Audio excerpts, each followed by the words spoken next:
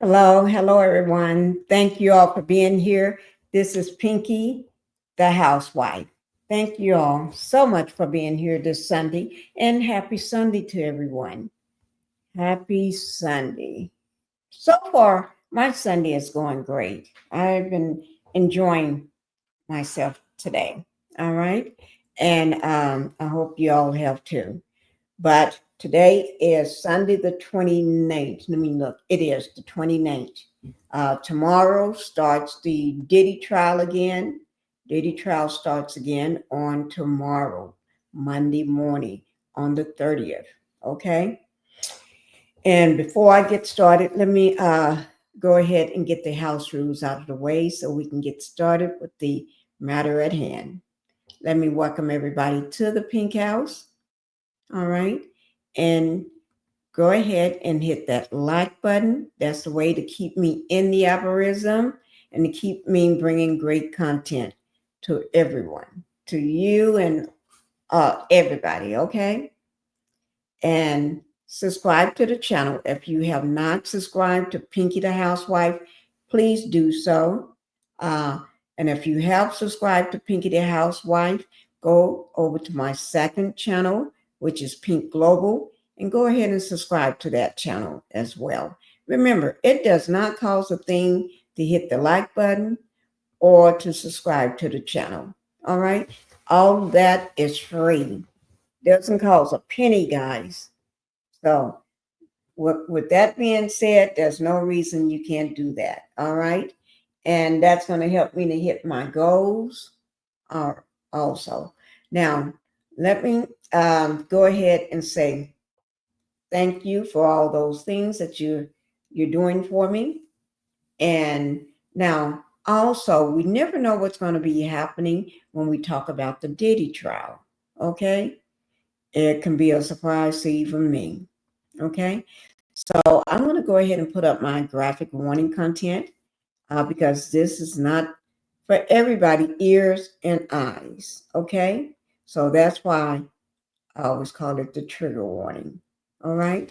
So that way you know. And if it gets too hard on your ears, just put those fingers in those ears or cotton balls or ear plugs. Okay. And if you can't see, if it's too much for your eyes, just close your eyes until we're done with that part. And then you can open those eyes back up. All right. So let's go ahead and get on with the matter at hand. We're talking about Diddy. Will he go home? Because, they just did the closing arguments with the prosecution side, which is the government, plus the defense, which is Diddy Dream Team. A team of 8 people he got on that team, men and women. Okay. And they're supposed to be high-powered, smart, very intelligent people. But Diddy is running the show. So go figure. If that was me, I would let them do their job because I'm quite sure they're the ones that went to school to major in law, not me. So I would let them do their job. Okay. But Diddy got to run everything. He's running them. And that's why I would say when it came to the closing on Friday, the defense had a hard time because they had to do what Diddy wanted them to do. They had to shut their mouth and do what they're told. Speak, and Diddy probably wrote out the whole thing for them to what he want them to say. Probably that's why it didn't make no sense to nobody else but him. He probably wrote everything out. Kid me not. Okay? So now let me talk about these threats, intimate threats. Okay? A lot of people is ready to get out of there. If Diddy is found not guilty, they're ready to flee. They're ready to go. Some people are already left. Some people are already gone. But other people are ready to get out of there, especially all them fake friends that he had. Yeah, they ready to go. They probably already unpacked their bags and ready to go on Monday. They probably already airports are gonna be crowded. Not with just regular people like us, but I'm talking about with a lot of celebrities. So I guess if you want to catch some celebrities, hang out at the airport. You better go to the airports, guys. I don't care. You probably going to catch a lot of them flying on out of here. They gone. Okay, let's see who we got here. We got Keita here. Bite your tongue. Okay. Kitty, you're the first one in here. Bite your tongue. Now, I don't understand what you're saying here. Can you help me make light of that? Are you talking about Diddy bite his tongue? Because if you had said hello to the housewife or hello Pinkie or hello to somebody before you say bite your tongue, I probably wouldn't think you're talking about me. I probably would be thinking you're talking about Diddy or somebody or maybe the thumbnail or something. But bite your tongue. That's got me puzzled. I want to welcome you, but can you help me to understand what bite your tongue means? Hi, Carlton. Thank you for being here. Thank you for being here. And Carlton, you know what? You're early today. And yes, you are. I like that. Thank you. Now, also, Missy, um, let me just say something. Let me just do this.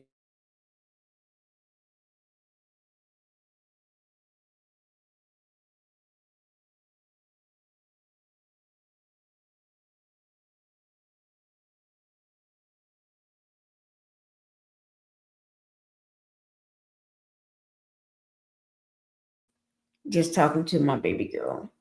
All right. Thank you, Missy. It is Happy Sunday. I hope you enjoyed your Sunday too. I really do. Now, let me just ask, can you all hear me? Is the audio okay? Let me just put it on my phone just to check. I'm just doing a check. Y'all let me know whether this audio is good. Okay? Because I need to know.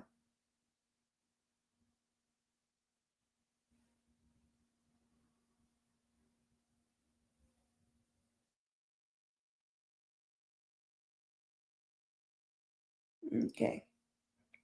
Somebody put in the chat if my audio is good.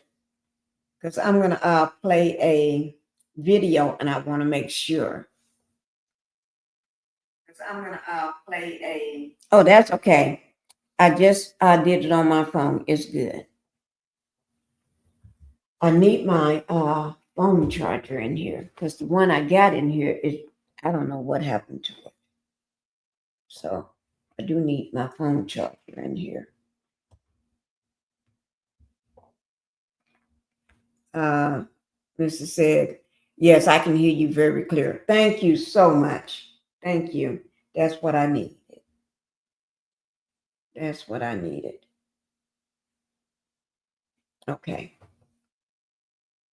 Just get this here situated, and then we're going to go ahead and get started. Now, don't forget now, guys, Monday morning, the judge supposed to go ahead and go over the instructions with the jurors. He's going to go over the instructions on Monday morning. I think around 9 o'clock. As soon as they everybody get in the courtroom and he gets there, I think they're supposed to be going directly to the instructions for the jurors. Uh, and then let me just put it up here. Let me just do this, guys. Okay. Now we're on the bottom row. Can you believe it? We have went through this process, U.S. versus the Dittler, the trial process. We have went through this. I remember when we was at the very top, jury selection. We went through the opening statements, the prosecution case, the defense case, and we just did the closing arguments. We just did that last week on Thursday and Friday. Can you all believe it? Now we're at the last two down at the bottom, jury charge and deliberation. Then they're going to get a verdict. And who knows? I think they probably have the verdict by Tuesday. Just now, I don't know whether anybody else thinking the same thing, but I think by Tuesday we're going to have a verdict. Okay? Because this case is moving like pop, snaggle, pop. I think we're going to have that. Okay, because they get the judge is going to go over everything with them on the jury charge and the deliberation. He's going to go over that assignment for them.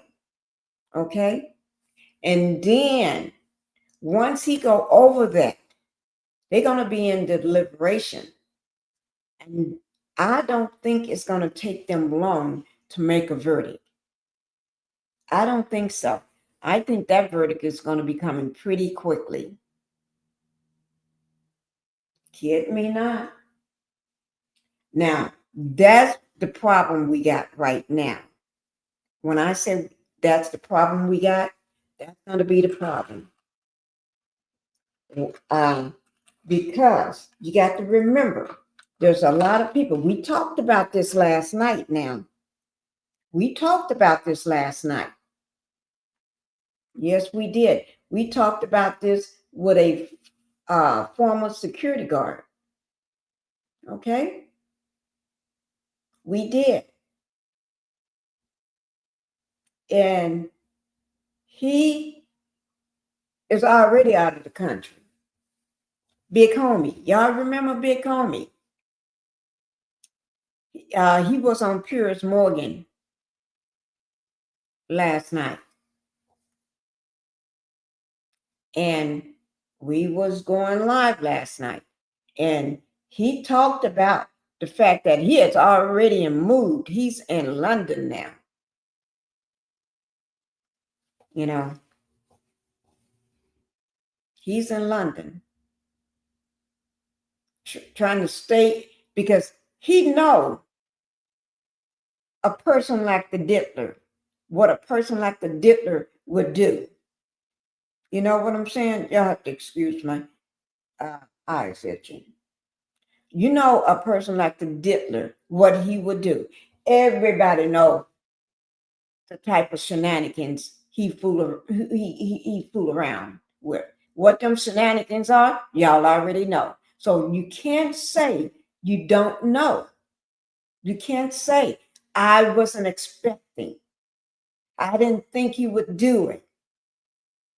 I thought that he would do it to other people. You can't say that. He's been doing it for the past over a decade right now. Probably been doing it during the time dinosaurs walked the earth. It was gonna, before he even got here, that was his game plan, before he was even born. So y'all can't tell me that y'all thought he was gonna do somebody else. Think about it. All his so-called friends, all them people that he called friends, all them employees that he had. What you think he was gonna do? When last week, Friday, he did not have not one person, not one friend, not one employee, not one person that's pretending to be his friend. He didn't even have Ray J. He didn't even have Stevie J. He didn't have nobody. Not that I'm crying about it. No, I'm not crying about it. But he didn't have nobody. Janetta speaks. Janetta, you know I'm not crying about no Diddy. I'm just trying to say, Janetta, no, I'm just trying to say that where all them people?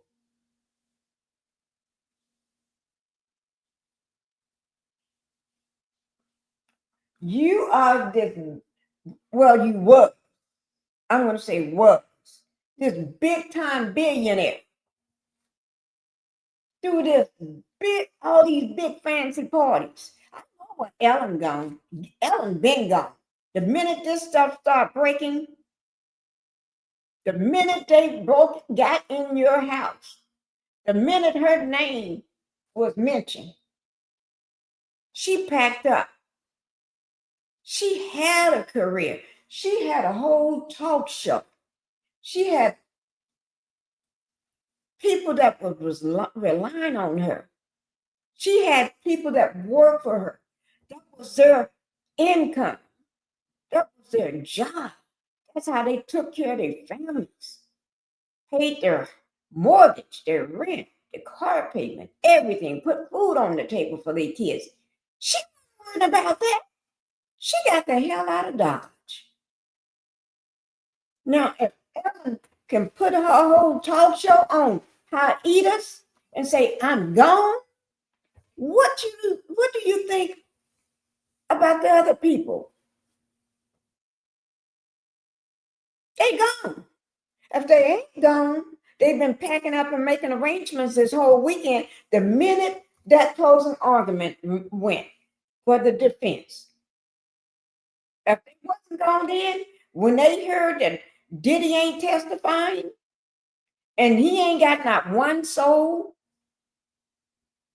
not one demon, nobody that sold they soul to the devil or hanging out with the demons to come up there and testify for him. He couldn't pay nobody to testify. All that money, you mean you couldn't pay nobody to get up there and sell their soul? Well, of course, they'll be selling their soul in front of the world. I can see when they sell their soul behind closed doors. They do that all the time.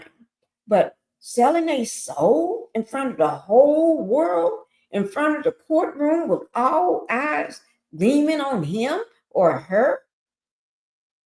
Where's KK? KK, I'm asking where's you? I know where you are. But inquiring minds want to know. So if I know, then I can let everybody else know where you are.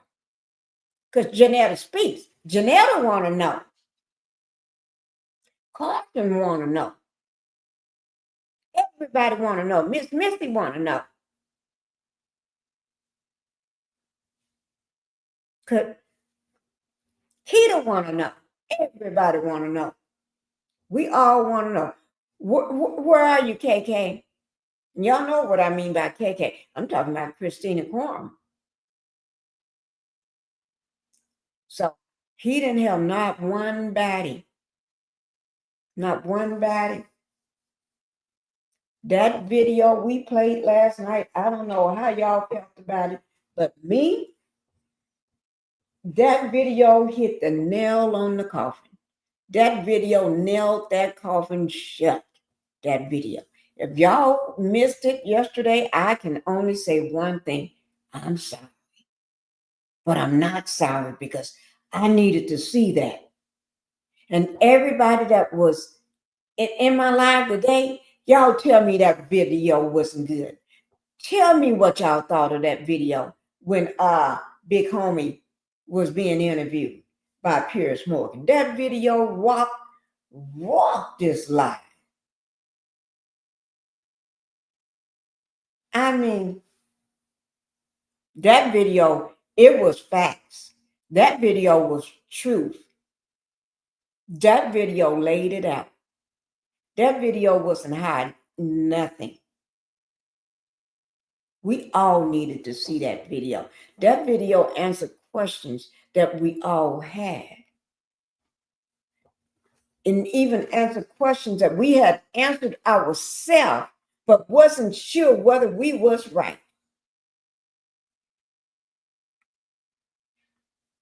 Yes, where's KK? Missy want to know. Missy said, where is KK? KK, where are you? Where you going to?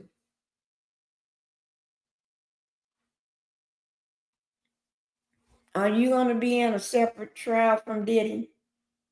Did you get immunity? And then they're going to try you after him? I'm just asking. Just inquiring minds want to know. Everybody's been talking about Big Homie today. They all been, after we watched that video, I'm not lying to y'all, Big Homie everybody been talking about Big Homie. And if they see Big Homie doing what he's doing, I think they all better do it. And let me just tell you, the major news outlets, you know what they've been saying? Let me tell you what they've been saying. I ain't going to say a word. Are there any threats? They thinking if Diddy gets out, if there's a not guilty, y'all better start running. Y'all better start running. But before you run, do you want me to interview you? Do you want to give you my platform so I can interview you so you can plead your case? Do you need to plead your case before Tuesday? Don't be asking me before Tuesday. You better plead your case now. You got today, which is tonight, and you got Monday and Tuesday. Now, let me say now, Monday, they may even come back Monday. They may just want to take an hour and just say what they're going to say. That's what they're going to say. Or they may need to Tuesday, but I doubt if they're going to go into the 4th. Now, if they go into Tuesday is the 1st. So y'all better make up your mind on what you're going to do. Everybody in Hollywood, everybody in the industry, music industry, y'all better make up your mind on what you're going to do. Yes, you better make up your mind. If Diddy was clapping them cheeks, y'all better make up your mind. Because when he clapped your cheeks, that means he got control over you. Or he thought he had control over you. Yeah. The Philly rapper from Pennsylvania, from Philly, who is that? Who is the Philly rapper from Philly? The ones that got his cheekbones clapped. You better start running too. Just because you gave him a little bit, And just because he had you in that bedroom screaming like a cat, don't mean you ain't safe, because you didn't stand up for him. You was quiet. All y'all, Ursher, you ain't safe either, because you didn't say nothing. You didn't defend the man. You just said you won't let your child be at his house. So, only person may be safe is Stevie J, but Stevie J, you didn't come and testify for him. Mary J. Blige, girl, you know he don't think nothing of women. And you've been singing a song, oh, Diddy, Diddy, but you didn't come testify for him. You didn't show up in the courtroom to support him. Y'all better all be running. Hi, Renita. Thank you for being here. Thank you for coming into the Pink House. I'm just trying to tell these people what they need to be started. Y'all better go run over there. Go run over here. Y'all better start running. Because this man, y'all got to remember, not everybody is straight in the head. This man been locked up since September 16th of last year. He been eating dirty food and taking a shower in cold water. And everybody in their feet been in that shower. And wearing the same underwear and the same clothes that somebody else had up in their jiggles after they got washed. Just because they washed, that don't mean they clean. Okay? So I'm just telling you. And sleeping on the same hard bed somebody else slept on.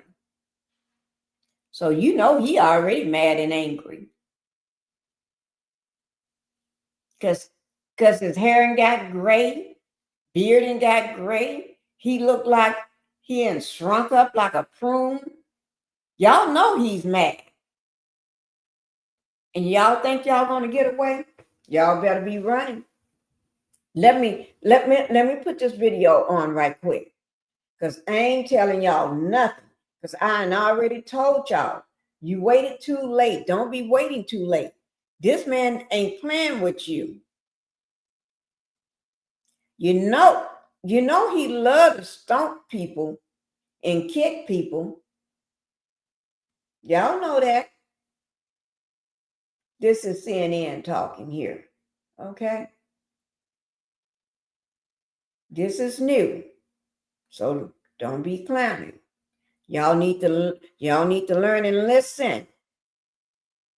So when if y'all ever go to the airport, y'all can say, oh, I need to get Pinkie on the phone right now. I need to videotape this for Pinkie. You know what I mean? Pinkie, and then you tell me, Pinkie, I was at the airport, or I was at the store and I saw a celebrity packing up snacks so they can go to the airport. They was trying to get out of Dodge. Yeah. Y'all keep your eyes and ears open for me. Okay, here we go. Oh, wait, it's muted. Can't hear that. Free Diddy. At least that's what Sean Combs' sons want everybody here at the courthouse to think. Now, you guys may have seen about 2 weeks ago, Diddy's son, Christian Combs, showed up to the courthouse wearing a shirt that said this: Free Sean Combs. Well, I was told by a source in the courthouse that the issue was raised. He was told that he cannot wear a shirt with that symbolism. The reason why you can't wear shirts with messages like that in a courtroom in front of a jury. In fact, if you guys have seen a lot of fans outside of the courthouse wearing shirts that say "Free Puff," some of them have been kicked out of the courtroom for wearing shirts like that. Well, fast forward to today. On the defense's closing argument, Diddy's other son, Justin Combs, was wearing a shirt that said, you guessed it, "Free Sean Combs." Well, he was escorted outside of the courtroom by a security guard, and then shortly after, he was no longer wearing the shirt. So you guys do the math. Now, Diddy's entire family is here today, right as the case goes to the jury to support him, and that's not all. Christian Combs, also known as King Combs, he just released an EP with Kanye West. You guys remember that Kanye was here at the courthouse. He was actually sitting in court with Christian. Well, one of the songs that they released is called Diddy Free, and let me just read you a quick lyric. F the world, critics, and the witness. So that says it all. Free Diddy. At least that's Okay. Now, let me just tell you this. The first son wore a black shirt that says "Free Diddy," okay?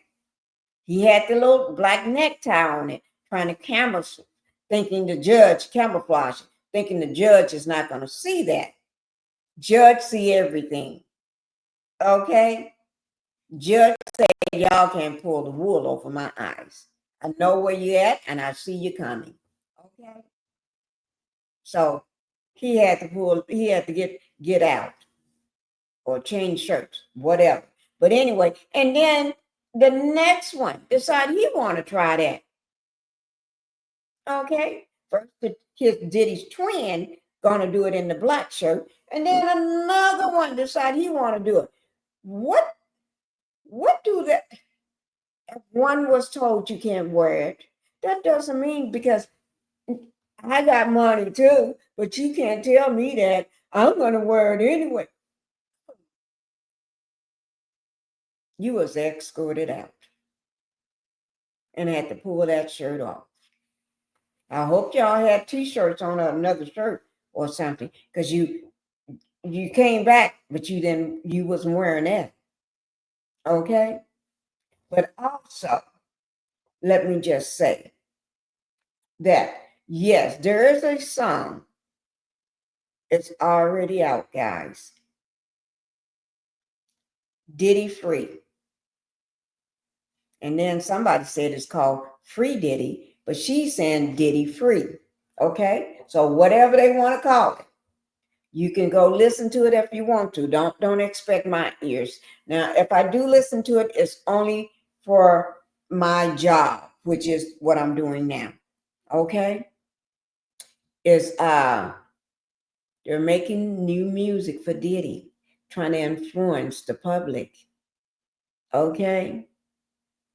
And the people on the jury, because they think he's probably thinking they go listen to it everything when they get home anyway. But anyway, like I said, y'all can go listen to it if you want to. Now, if I do, it only because I'm doing it for part of my job. Okay? Hello, thank you, Helen. Thank you for coming in. Happy to see you. All right, Renita. Thank you. And Renita, you ain't making no sense right now. Just saying.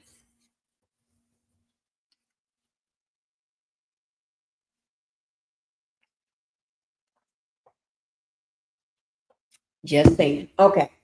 We're going to take Miss Lady down.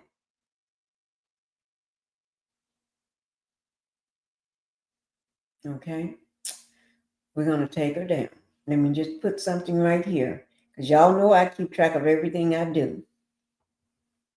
What? Oh, I know you didn't. I know she didn't. Y'all, just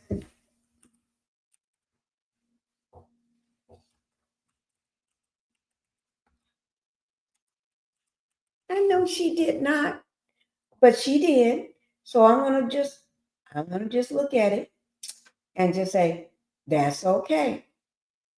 That's all I'm going to say. I'm just going to look at it and say, that's okay.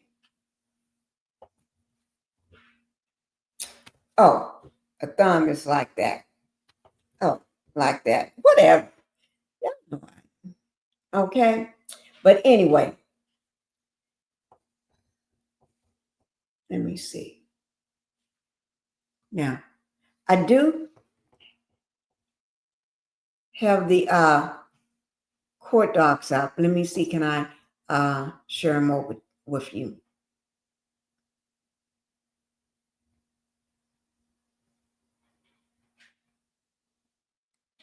So we can go into this like that. Go in. Y'all don't want me to sing. I'm going to just be quiet. Okay? I'm going to just be quiet.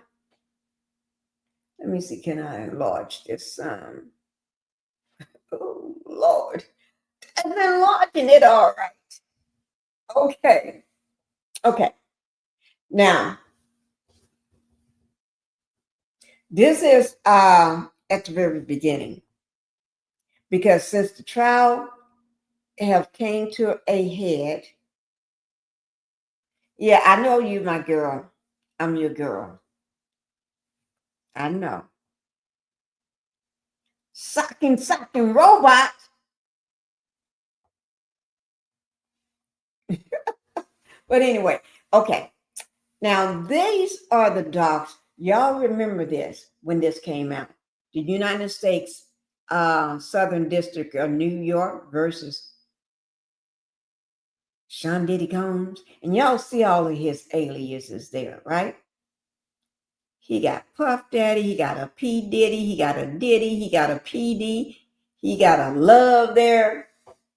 They forgot the Dippler. Since the trial, Ninja got a new name. Can't nobody tell me Ninja don't have a new name. Ninja got a new name. His new name is the Dippler or Nasty Diddy. No, it's not called Nasty Diddy. It's called Dirty Diddy. Dirty Diddy. Now, I got the Dippler from Nancy Grace. Now, ain't nobody going to take that from her. She came up with that name. That's what she came up with. I'm not going to take that from her. Miss Pinkie, when is Mel and Martell's court date? The dates change so much. Okay. Somebody else asked me that last night, and I said I was going to make sure I get that. I wrote it down somewhere in my book here. But I got two books. So I wrote it down in one of my books because I do this all the time. See, I got two of them. And I said last night, but we was on the live, I was going to go through there and look. I got to go through it and find it. Let me just put these all up here. I got to go through it and find it where I wrote that at. And as soon as I do, I'm going to tell you all. But that is something I'm definitely going to let you all know. But y'all can see how many pages I got to go through. All these pages and find it. And don't nobody do this but me. I write from the back of the book too. Now, I write from the back. I'll flip a book over and start writing from the back before I finish the inside. That's what I do. I write all over the book. So as soon as I maybe try to look through here while we're doing this, when I put another video on, I'll try to look through. Okay. But I do have it written down somewhere because y'all don't know, I write everything down. When I say I write everything down, I really do. But I will. I'll be looking through here. I'm looking through it now as we speak. But I'll look through it as we're going through here. And if not, I would probably, if not, I'll tell you this here. If I don't find it while we're doing this line, I'll try to put out a little short video. I got a little short video of Melanie I need to put out anyway. I got one I need to put out anyway. But I'll go through here. I'll go through all of this here and see can I find it. I'll go through the one that's got less stuff in it first, which is this one. I'll go through this one first while we're talking, okay, and watching the video. And if I don't find it, I promise you all, I will do a little short and release that information, okay? I'll let you all know what the date is, okay? So when I put it out, y'all, please go ahead and when I put it out, make sure you all show love for it by making sure you click on the like button. Let me know that you have looked at it by putting something in the comments. If you don't want to type in, just put an emoji, something to let me know that you did see it, okay? And that's a promise, okay? I'll find the date for you all and I'll put it out, all right? Because you're not the only one that asked. You're welcome. You're welcome. You're not the only one asked. I have people, I think this is the third time somebody asked. I know somebody asked last night too. So I'm going to go ahead and get that done for y'all. All right? Since it is Sunday night. All right? So let's, thank you. So let's go ahead and do this. We're going to just go over some of this, but not the whole thing, because I do have some other videos that's going to rock your world too. Okay. So I do have some other video that's going to rock your world. Okay. This is the first count is the racketeering conspiracy. That's the first count. All right. So they've been saying this has been going on for decades. For decades, Sean Diddy Combs have been doing what he does. Okay. All right. The defendant abused, threatened. And see, that's what everybody is afraid of now. If he walks, if he's found not guilty and walks, or if there's a mistrial or anything, everybody is so afraid of the imminent danger, the imminent threat that lies their way. That's what everybody is afraid of. That this man here, the diddler, will be going back into that house right there. They're afraid.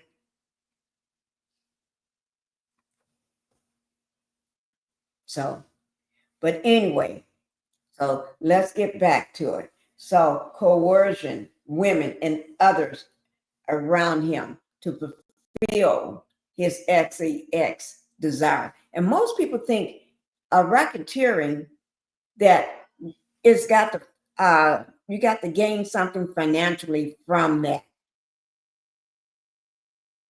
Diddy, to me, ain't gaining nothing financially from that. He's spending a lot of money. But what he's gaining from that is pleasure. He gets pleasure in beating, making people do what he wanted to do, making people fear for their lives, making their family afraid. Think of Cassie's mom and dad. Think about people that got children. Think about women that got baby daddies. Think about the other people that got moms and dads and family members. You see what I'm saying? So it's not, everything is not financial for him. It's to get his rocks off. He's getting his rocks off. because there's nobody in the world would do this as much as this is almost an every week, in my opinion, thing. When you get tired,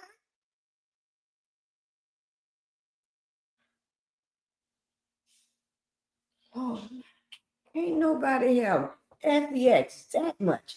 But you can if you're on drugs. You can if you've been laced with this and that. Everything has been laced.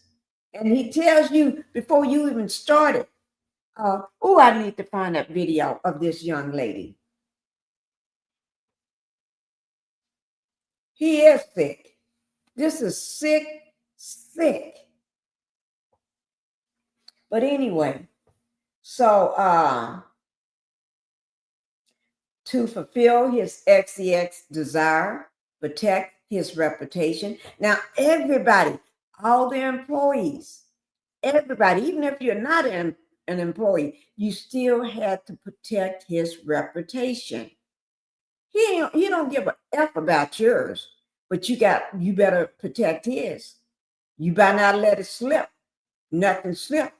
You may be found in the East River. If you're not already in there, you come up missing, your car and veered off the road, allegedly. Ooh, my shoulder is bothering the heck out of me. And I just took a muscle relaxing. Okay. His reputation and concern concealed his conduct. When he go in those freak off hotels, those hotels for freak off, you better make sure nobody else know what's going on. That's why he's sending the cleanup crew. Once you're all prepared, you're going to get in there and clean it up. You're going to clean up all this mess.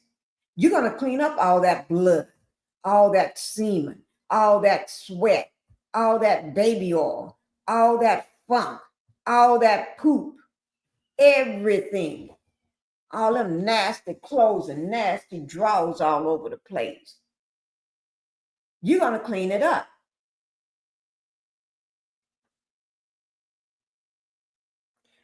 Okay. In order to do so, Combs relied on his employees, resources, and influence, a multifaceted business empire that he led and controlled, creating a criminal enterprise whose members and associates engaged in and attempted to engage in, among other crimes, SEX, forced labor, kidnapping, arson, bribery, and extraction of justice.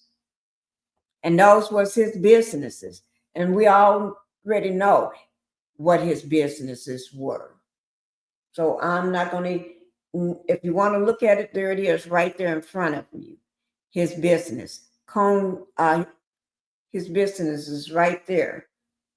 Combs Enterprise, Combs Global. Bad Boy is one of them. But there's his businesses right there if you want to take a look at them. Okay? So let's go on down a little further. Now, I got it big, so if you want to take a snapshot of anything while it's scrolling through, you're welcome to do so. Okay? And don't forget about the physical abuse by Sean Combs, a.k.a. the man with all these names. On numerous occasions, at least in or about 2009, and this continued for years.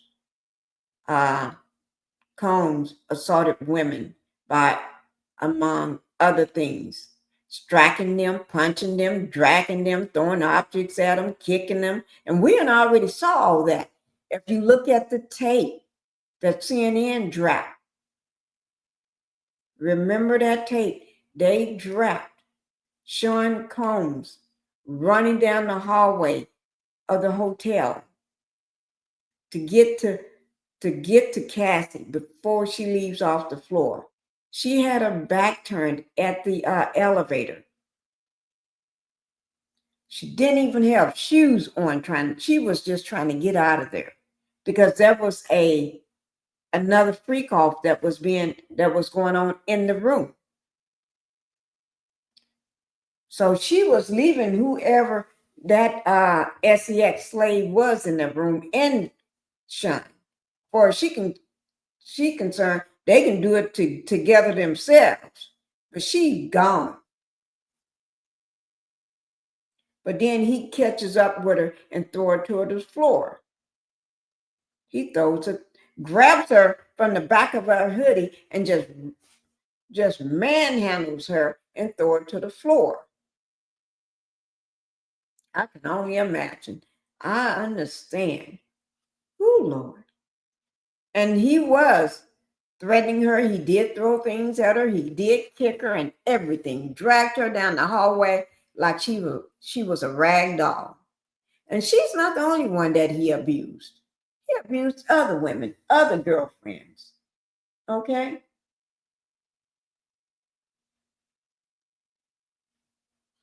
Oh yeah, let's look at this part. When down at the bottom, when a member of the hotel's security staff tried to intervene, what did Sean do? He attempted to bribe the staff member to ensure silence. That man decided not to take the money. He didn't want to get caught up in that web of mess. No, he didn't take the money. So that balance, like I said, was not just limited to those women, the top paragraph. It extended to employees, witnesses to his abuse, and others. Anybody that didn't do what he requested, you got it too. You got abused too. And can't nobody tell me Mary J. Blige didn't experience some of that. She just, I don't know what's wrong with her. I just don't know. Okay? Okay. Let's move on down. This is Combs Enterprise. And we already know what the enterprise is. Okay? Let's see. Whoo.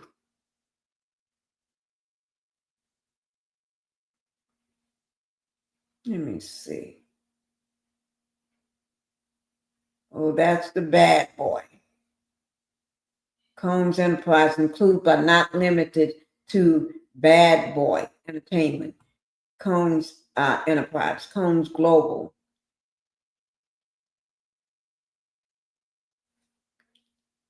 Okay.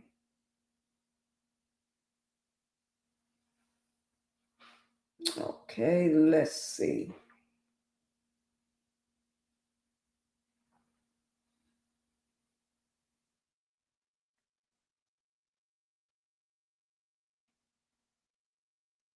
Okay. Purpose of Combs Enterprise. Okay, the purpose of the enterprise. When y'all think the purpose of the enterprise is like every company, Lord, I hope no one else get hurt by this animal. Helen, let me just tell you something. These people are scared.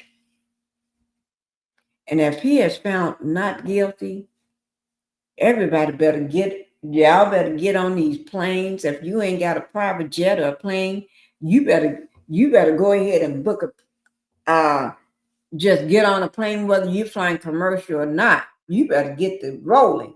You better get in your car, pack what you can in your car, and go. You know what I mean? The purpose of Comb Enterprise includes the following: operating a global business in the media, entertainment, and lifestyle industries, including, among other things, record labels. I didn't hear no music coming out of there from Cassie. Maybe one song, maybe two, the most.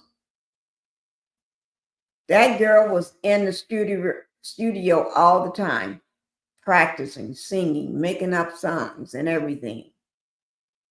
and you didn't hear nothing from her because that wasn't her job.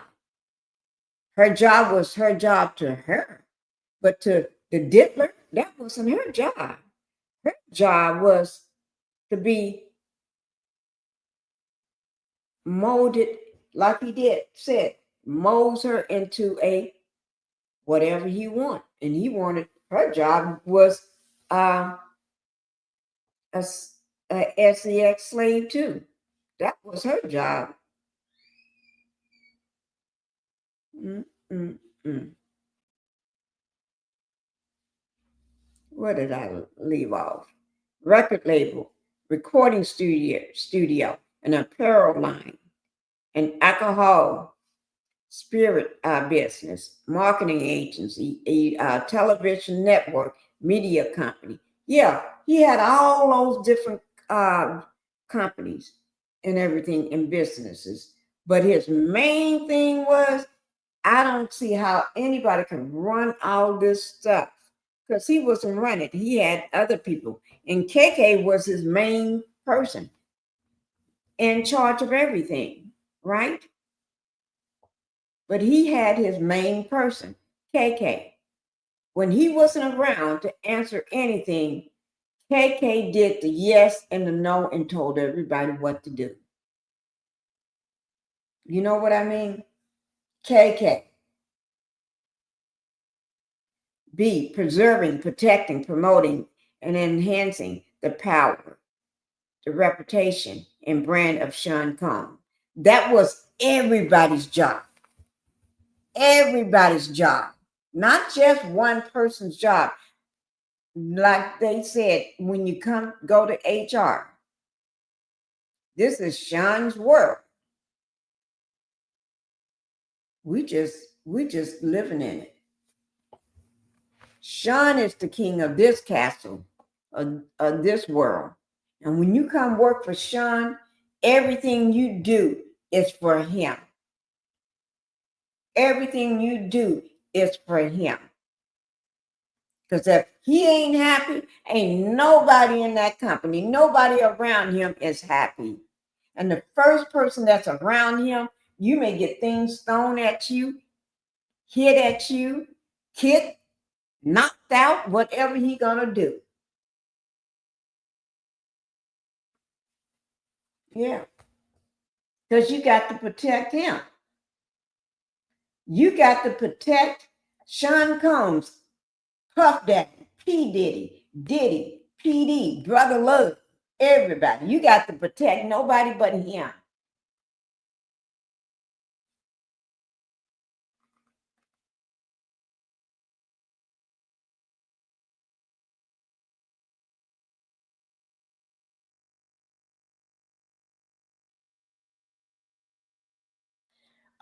C, enriching members, associates of the enterprise, including its leader. Its leader is Sean Diddy Combs. In particular, those who demonstrate loyalty to Combs and willing to conceal his crimes. And they knew he was committing crime, knew this ish wasn't right. These people were willing to go to jail for this man. And we already seen that with Sean. Sean didn't want to go to jail. It wasn't his life work to go to jail. It wasn't. Diddy just had everybody to turn and said it was Sean.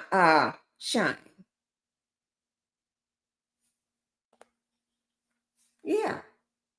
Sean did not expect Diddy to do that. They're fulfilling the personal desire of Combs, particularly those related to Combs. His SEX gratification, including the extortion of women and the use of commercial SEX workers. And you can't tell me those bodyguards didn't know what was going on. You can't tell me that. That's crazy. That's just like, can't nobody tell me that. They didn't know. Yes, they knew. Can't nobody tell me that. That's just like telling.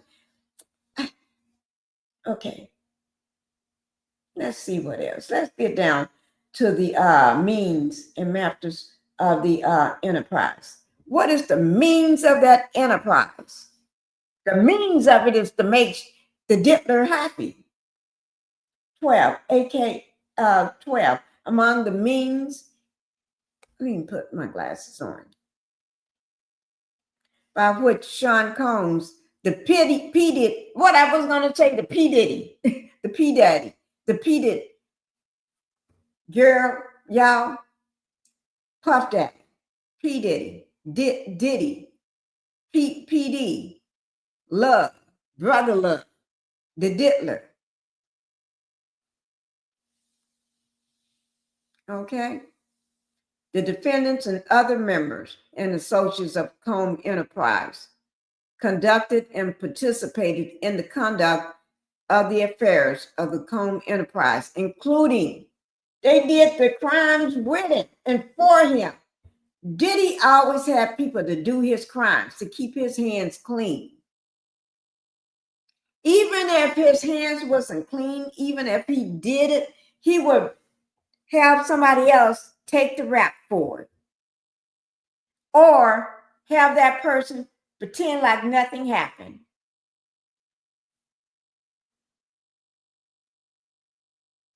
I hear you yelling facts. Diddy ain't going down for nothing. Nothing. Not no shenanigans, no nothing. Even when he pop out that young black woman in the face. Did he go down for that? No. Shine took the rap. Everybody know who did it. And J-Lo should have been sentenced right along with Diddy. J-Lo and Diddy should have been gone together. Wait, let me close my shutters up. Because she's the one that took the pow into the club. And nobody talks about J-Lo. Nobody talks about J-Lo. Wait. Guys, let me do this. But nobody talks about J-Lo. Have y'all ever noticed that nobody talks about J-Lo? Let me go around and do this.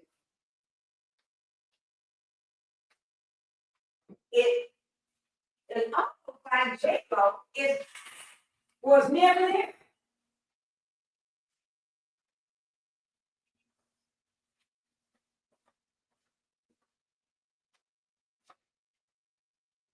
It's almost like she was never there. It's almost like she don't even know Diddy. She never dated Diddy. People forget. And I think that's by design. I think that's by design. Because they don't want their lily white Hispanic. Is she Hispanic or white? I don't know. You ask J-Lo, she says she white.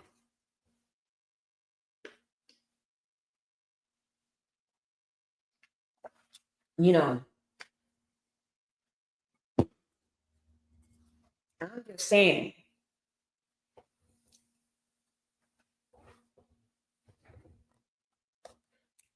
I ain't bashing nobody because I got them all in my family too. Okay. Thank you, Ophelia, for coming in. Thank you and happy Sunday. Now, let's go on.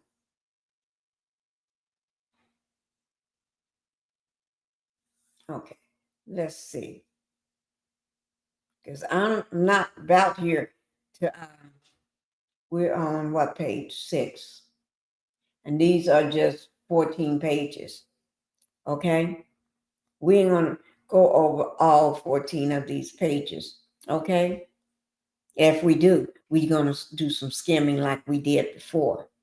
Combs and other members of the Associates of the Combs Enterprise wielded the power and prestige of Combs' role at Combs' business to intimidate, threaten, and lure female victims into Combs' orbit, often under pretense of a romantic relationship. Combs then used force, threats of force, and coercion to cause victims to engage in extended SEX acts with male commercial SEX workers that Combs referred to as, among other things, freak offs. Freak, freak offs was elaborate product SEX performance. Oh, no, not products, and produce XEX performance that Combs, ooh, something bit me in my back. Performance that Combs arranged directly. Y'all see that word? Now, let's say we've been talking about this, okay? And I've been saying it from the longest. Y'all know I've been saying this for the longest. Sean ain't into these women. Sean ain't into none of them. What Sean is doing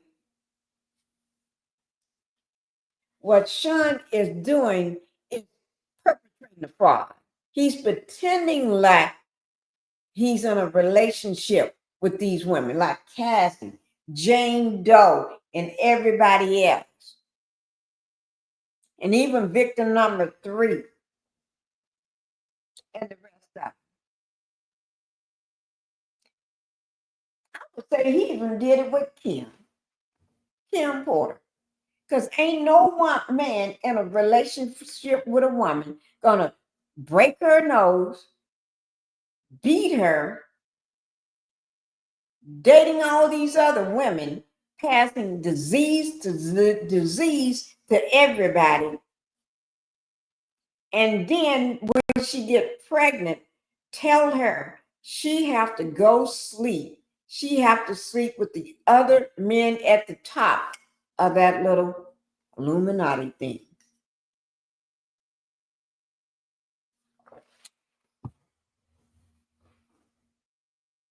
Yeah. And she didn't want to. She was told she have to. You have to do it. And she said, no, because you're Sean. You can tell him, no, you got to do it. You know you got to do it. You see what I'm saying?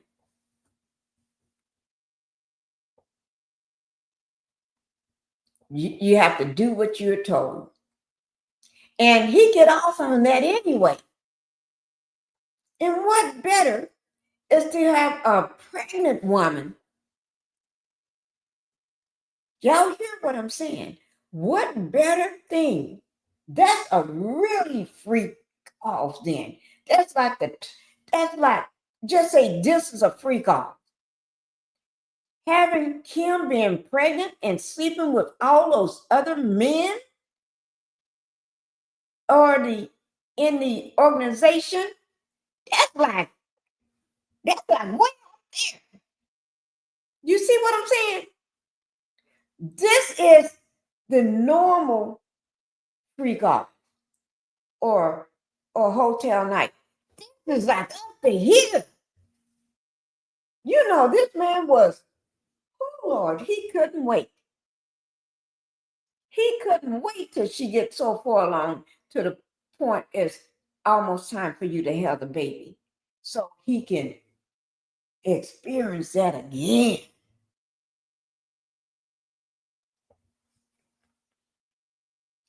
Why would you want that to happen? Oh, my Lord. I tell you. But anyway, let's keep on. Let me see. Where did we leave off? Okay. With freak off. free calls was, okay, I said that. Okay, in arranging these free calls, Comb with the associate members and associates of the Comb enterprise transported and caused to be transported commercial XDX workers across state lines and internationally. Didn't we just say that? Now, by doing that, he just broke one of these things here, right here. 5 federal charges. 1, racketeering conspiracy. 2 counts, SEX trafficking. 2 counts, transportation to engage in prostitution. Then we just said, I think we did. And they trying to say, the defense, all of this is lies. This is a money grab. People are just lying because they want some money. Kathy don't need no money. He already got $30 million. Okay? So why would she need to be up on the stand lying? Okay? And what's the other person? Not Capricorn. What's it, Jane? One of them that he picked up and had hanging over the balcony, 17 stories high, and then threw her into the patio furniture. You know what I'm doing? I'm bringing up my book so I can find that. You know what I'm doing. So, if anybody can remember, what was her name? Is that Jane? Because I don't think it was Mia. Whatever. But anyway,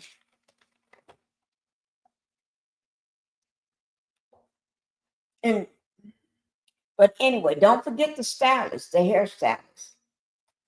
Okay? He did an awesome job, Dante Nash. So women wasn't the only one that was succumbed to Diddy's abuse. Dante Nash, but Dante Nash, he wasn't putting up with too much of it, no. And then don't forget Little Rod. Don't forget the man that's sitting in prison. There's 2 now. There's one. There's more than 2, really. But there's another guy sitting in prison too.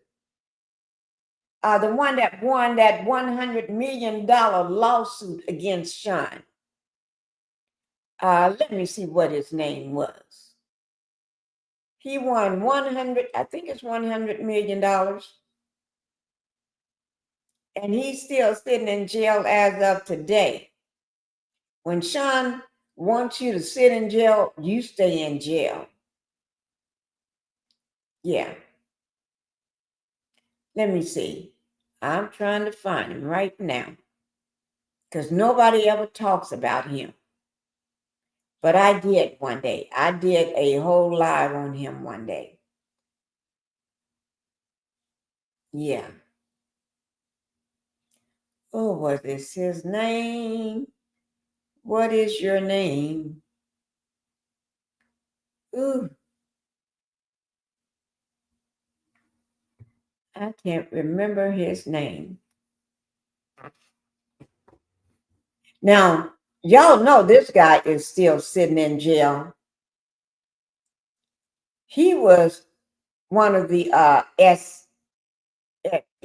SDX workers. He's still sitting in jail because Sean ain't gonna let him out. Not that he got control over letting the man out. That's Jonathan Oddie. But the reason he's not getting out because his story aligns exactly with Kathy. He was one of the SDX workers that used to do it with Cassie.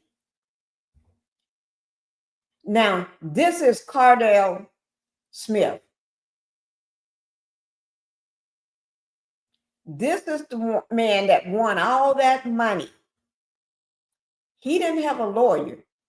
He did it himself. He did all of his paperwork himself. Being in prison makes you pretty smart because you don't have nothing else to do. And I'll go back over his one day. I sure will, because a lot of people don't remember him. But he won all that money. Okay? Yes, he did. And the reason why he filed a lawsuit against Sean, because he said Sean gave him something or put oil or something on him that rendered him where he can't make a decision. That's why they tell you when you have surgery, don't make no major decisions in the next 24 or 48 hours. Rendered him where he could not make a rational decision. So Sean took advantage of him. Yes, he did. And just because he's sitting in jail, don't mean he didn't want to sue. And he sued and he won. Yes, he did. They ain't talking about that, are they? No. See, I tell you things nobody be trying to talk about. I'm telling you stuff nobody want to talk about. Okay? Okay. Let me see. Okay. International. Free calls occurred on a regular basis. Okay. Sometimes lasted multiple days and often involved multiple commercial XEX workers. When they say multiple days, they mean 3 and 4 days. I don't see how somebody can do something that long. I would be tore up, tired, broken down. You have to take me to a hospital. Well, only thing Sean do is get them IVs. It's right here. Oh, Lord, here it is, right here. Sometimes, unbeknownst to the victim, Combs kept videos he filmed of the victims engaging in XEX acts with commercial SEX workers. See, that's how he keeps you under control, keep you compliant, keep you coming back. Because when he said come back, you come back. And you be so afraid. And that's how a lot of the women be texting. Yes, daddy, I would love to do this again. When are we going to have our next free call? Wait, hold on. Somebody's at the door. Come on in.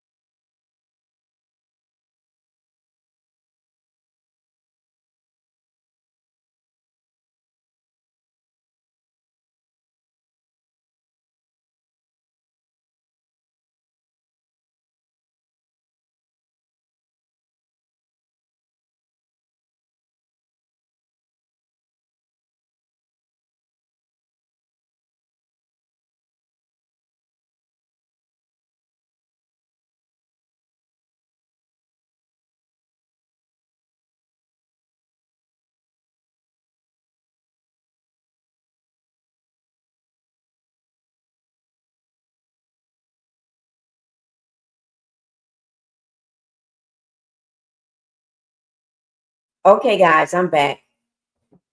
That was them asking what I want to eat for dinner.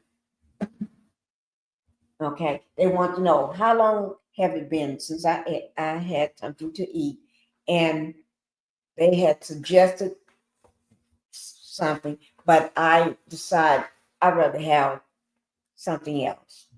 Okay. Oh, this is good. This is good. What I'm having. Oh, I can't wait to have it. Oh, so I'm gonna have up and finish with this, so we can be watching the video while I eat. Because I have not seen the video myself. So just like yesterday, that was top. Oh, that live was that was 1 out of 10. That live was a 10. I have people telling me that on the phone after the live was over. Okay. Oh my God, how much fun they had. It was so good. They were saying everything. And I went to bed sleepy, happy, sleepy, whatever. But anyway, so let's get on to this. So it lasts multiple days, and he actually videotaped them without their knowledge. Now, what kind of ish is this? Okay, and then after the freak off, Combs and the victims typically received IV fluids to recover from the physical exhaustion of the drugs they use. This man had pumped you all so much of drugs and everything, and you so down. I mean, I'm sorry, you so tired and everything. You have to take drugs. I mean, not to take drugs. You have to have an IV to recover. I would not let that man give me an IV because he may put something in an IV, and next thing I know, I got pneumonia. And a few days later, I may be unalive. I would say, no, that's okay. I'll go to the hospital. When they look at me and see how broke down and tired and everything I am, I'll tell them I need an IV. I would never let that man put an IV in me. You may get pneumonia. Don't take it, guys. Take it from somebody and seeing everybody else got. I know too many people. I read too many people that got pneumonia. What the heck is Bernie Mac doing with pneumonia at his age and as healthy as he is? What the heck Kim Porter got doing with pneumonia? Half of the people you know, everybody around him get pneumonia, but he never get pneumonia. You see what I'm saying? A lot of the bodyguards get pneumonia. Okay, let's pass on. Okay. Oh Lord, look. In about March 2024, during searches of Combs' residence in Miami, Florida, Los Angeles, California, law enforcement seized various freak-off supplies, including narcotics and more than 1,000 bottles of baby oil and lubricant. And when they say baby oil, they meaning this stuff here, guys. Now, who in the heck gonna help? We're gonna talk about the evidence too. We're gonna talk about this evidence. Okay, we're gonna talk about the evidence. Let's get on to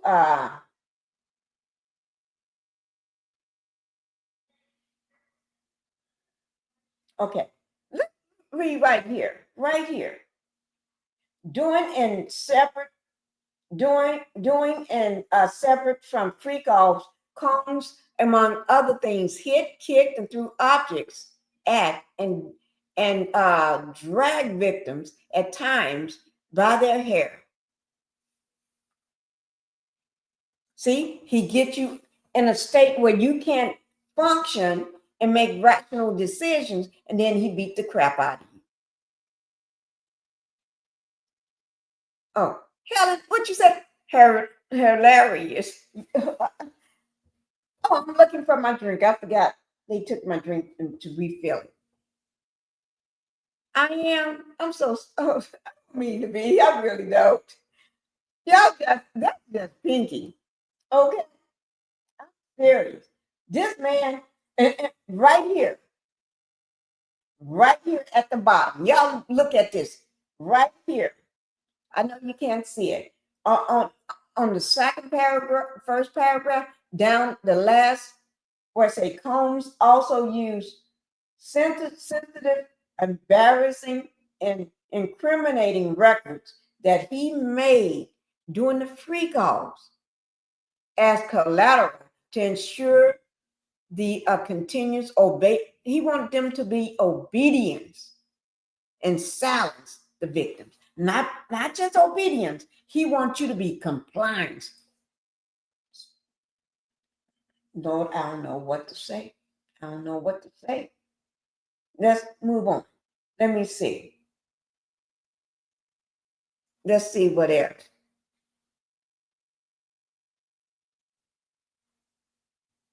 Did I just see this right?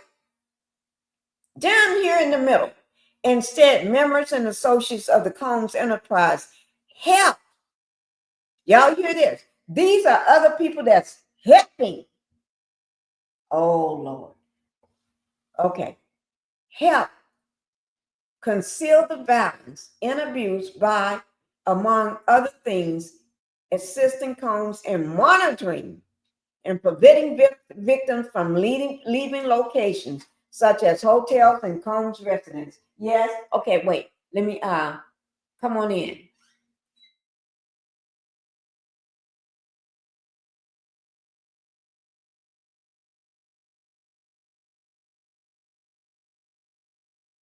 Okay. Yes, good. Thank you.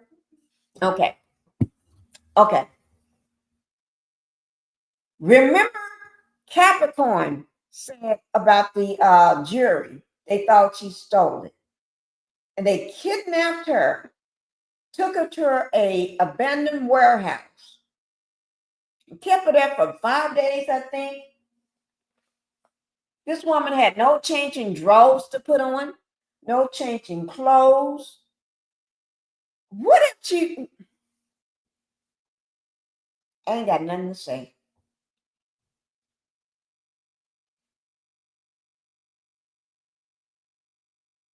Thank you. I'm a good storyteller. I'm reading what I see. This is crazy. This is really, really crazy. Okay? I tell you, I don't know what to say. I really don't know what to say about this. But they keep you from leaving. Remember, Mia was living in the house because he told her that's where she have to live if she's gonna work for him. And then she couldn't just get up and leave when she wants to. She had to give permission to leave, like she's a 12 or 13-year-old kid. Man, he's out of his doggone mind. There's no way I'll be living in somebody's house. Heck no. Mm-mm. And with Kathy, he had that apartment for Kathy. Kathy couldn't get up at will and leave when she wants to, because he had bodyguards watching her every move she makes. Now, these people are lost their doggone mind. Okay, let's move on down. Now, at F, employees witnessed his abuse and other threats Combs made.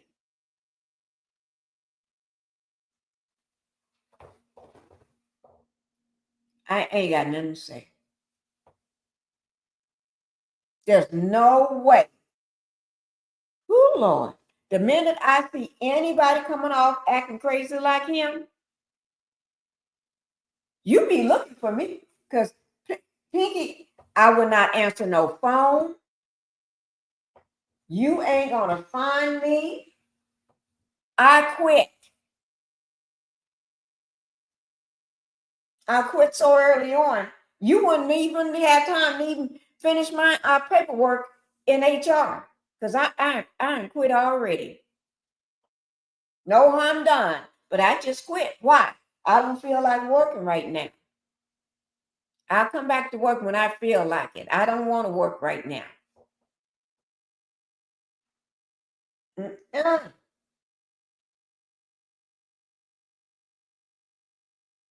Mm-mm-mm. Okay, on down. Let's go to the racketeering conspiracy. Because y'all know that's one of them right here. Y'all know that's one of them. Racketeering and conspiracy. Isn't that right at the top? Racketeering and conspiracy right at the very top. That's number 13. Mm-mm.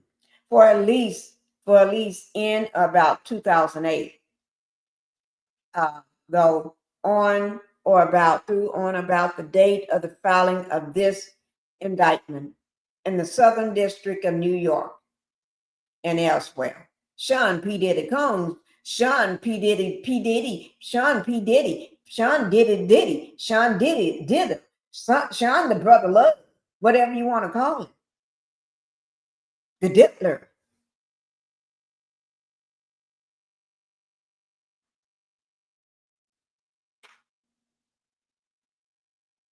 Okay, okay.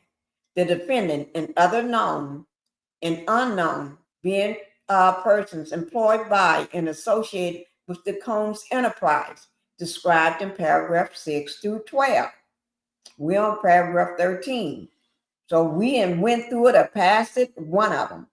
Of this indictment, an enterprise engaged in the activities of which affected interstate and foreign commerce, knowingly combined, conspired. Lord, oh, I have to move from here. Confederated and agreed together and with each other to violate the racketeering laws of the United States. Y'all can read the title yourself and the section and the code yourself because I'm not reading that. This is to conduct and participate directly and indirectly in the conduct of the affairs of Combs Enterprise through a pattern of racketeering activities, as that term is defined in Title 18. Now, y'all can read the rest of that. I ain't going through the rest of that. And I'm going to skip over A because it says multiple acts involving kidnapping. I just said I was going to skip over it, didn't I? Okay, well, I read half of it. Multiple acts involving kidnapping, chargeable under the following provisions of state law. Okay. B, multiple acts involving arson, chargeable under the following provision of state law in California.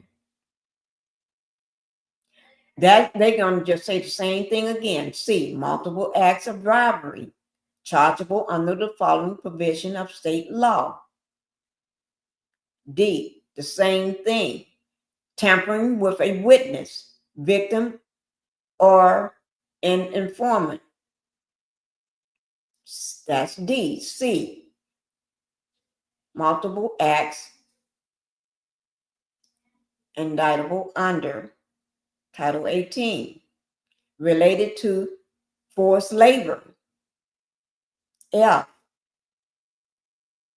related to sex trafficking. G,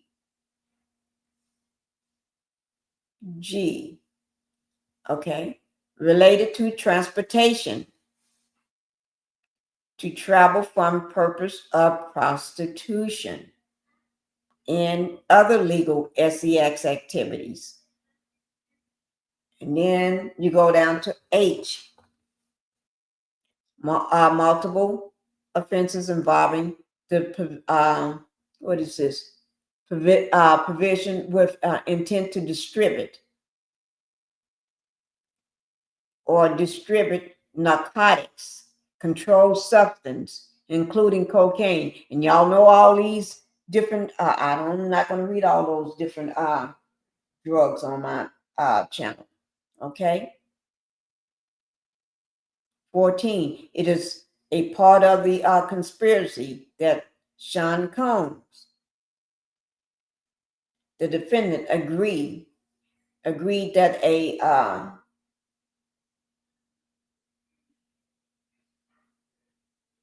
commit at least 2 acts of racketeering activities in the conduct of the affairs of the Combs enterprise. They only need to commit 2 of these acts. 2 acts. I didn't say 3, 4, 5. I said 2. Didn't say 1 either. I said 2. 2. I didn't say it. That's on the paper. That's in the indictment. So, okay. Can't say Pinkie said nothing. Pinkie didn't know. Pinkie just telling you what she just read, okay? Commit at least 2 acts of racketeering activity in the conduct of the affairs of the Combs enterprise. Notice a special sentencing factor. What page are we on? 10. We only got 4 more to go. From at least in about 2009 up into and including or about 2018 in the Southern District of New York and elsewhere as part of this agreement to conduct and participate in the conduct of the affairs of in the affairs of Combs enterprise through a pattern of racketeering activity. Sean Combs and all his aliases, all his other names, the defendant agreed to in affecting interstate and foreign commerce, knowingly recruit, entice, harbor, transport, provide, obtain, advertise, maintain, patronize, and solicit by any means a person knowingly in reckless disregard of the fact that means of force, threat of force, fraud, and coercion, as described in Title 18. And any combination of such means will be used to cause the person to engage in a commerce as the X Act in violation of Title 18. Number two is quick, guys, very quick. This number 2 is the XEX, trafficking by force, fraud, or coercion. This is victim 1, and victim 1 is Cassie. Okay, the grand jury further charges. Now, this is Cassie. They're talking about Cassie. All right. 16, from at least in or about 2009 up to and including in or about 2018 in the Southern District of New York and elsewhere, Sean Combs and all his other names, the defendant in and affecting interstate and foreign commerce, knowingly recruit, entice, harbor, transport, provide, obtain, advertise, maintain, patronize, and solicit by any means a person knowingly in reckless disregard of the fact that means of force, threats of force, fraud, and coercion as desired in Title 18 in the United States Code. Okay. I'm not going to go through all that. But, okay. Section 1591 E2. In any combination of such means would be used to cause the person to engage in a commercial XEX act. Okay? And attempted, aided, and abetted, and willfully caused the same. Combs recruited, entice, harbor, transport, and maintain a person. Victim 1, and attempted, aided, and abetted, and willfully caused victim 1 to engage in commercial sex act, knowingly in reckless disregard of the fact that victim 1 was engaged in commercial sex act as a result of force, fraud, and coercion. Okay, we're almost done, guys. This is count 3. Transportation to engage in prostitution. Now, count 3 is short too. All right. The grand jury further charges. We're on number 17. For at least 1 in or about 2009, 2 in including in or about 2004 in the Southern District of New York and elsewhere.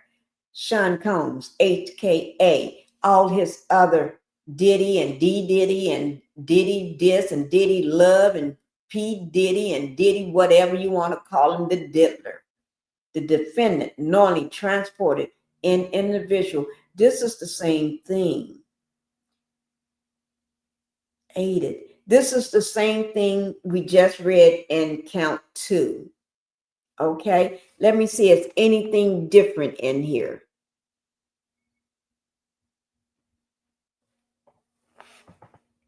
Okay, I'm going to read the last sentence here. Where do I start? The defendant knowing transported an individual in state and foreign commerce with the intent that the individual engage in prostitution and attempted, aided, and abetted and willfully caused the same. Combs transported, aided, and abetted and willfully caused the transportation of female victims and commercial sex workers in interstate and foreign commerce on multiple occasions with the intent that they engage in prostitution. Okay. Okay.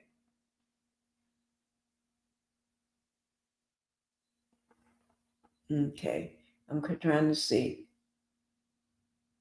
Okay, we're going to go on down. Now, we did do the 3 counts.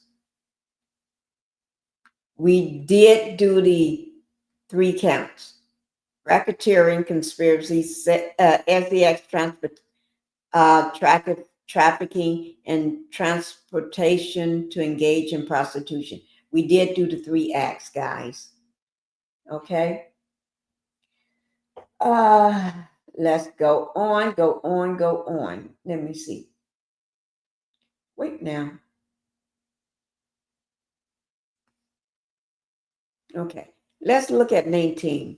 As a result of committing the offense, legal in count 2 of this indictment, Sean Combs and all his aliases, the defendant shall forfeit to the United States pursuant to Title 18, United States Code, Section 1594, and all property, real and personal, involvement in, use, or intended to be used to commit or to facilitate the commission of said offense in any and all property traceable to such property in any and all property, real and personal, ooh, Lord, constituting of derived from proceeding obtained directly or indirectly as a result of said offense, including but not limited to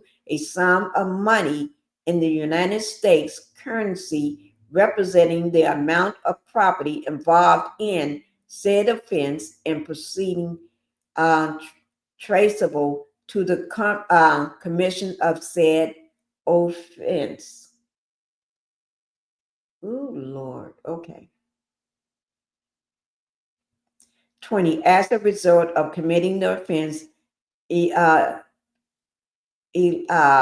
what is this? Count 3 of this indictment, Sean Combs and all his aliases, the defendant should forfeit to the United States pursuant Title 18 United States Code, Section 2428, in any and all property, real and personal, constituting or derived from proceeding obtained directly or indirectly as a result of said offense in any and all property, real or personal, that was used or intended to be used to commit or facilitate the commission of said offense.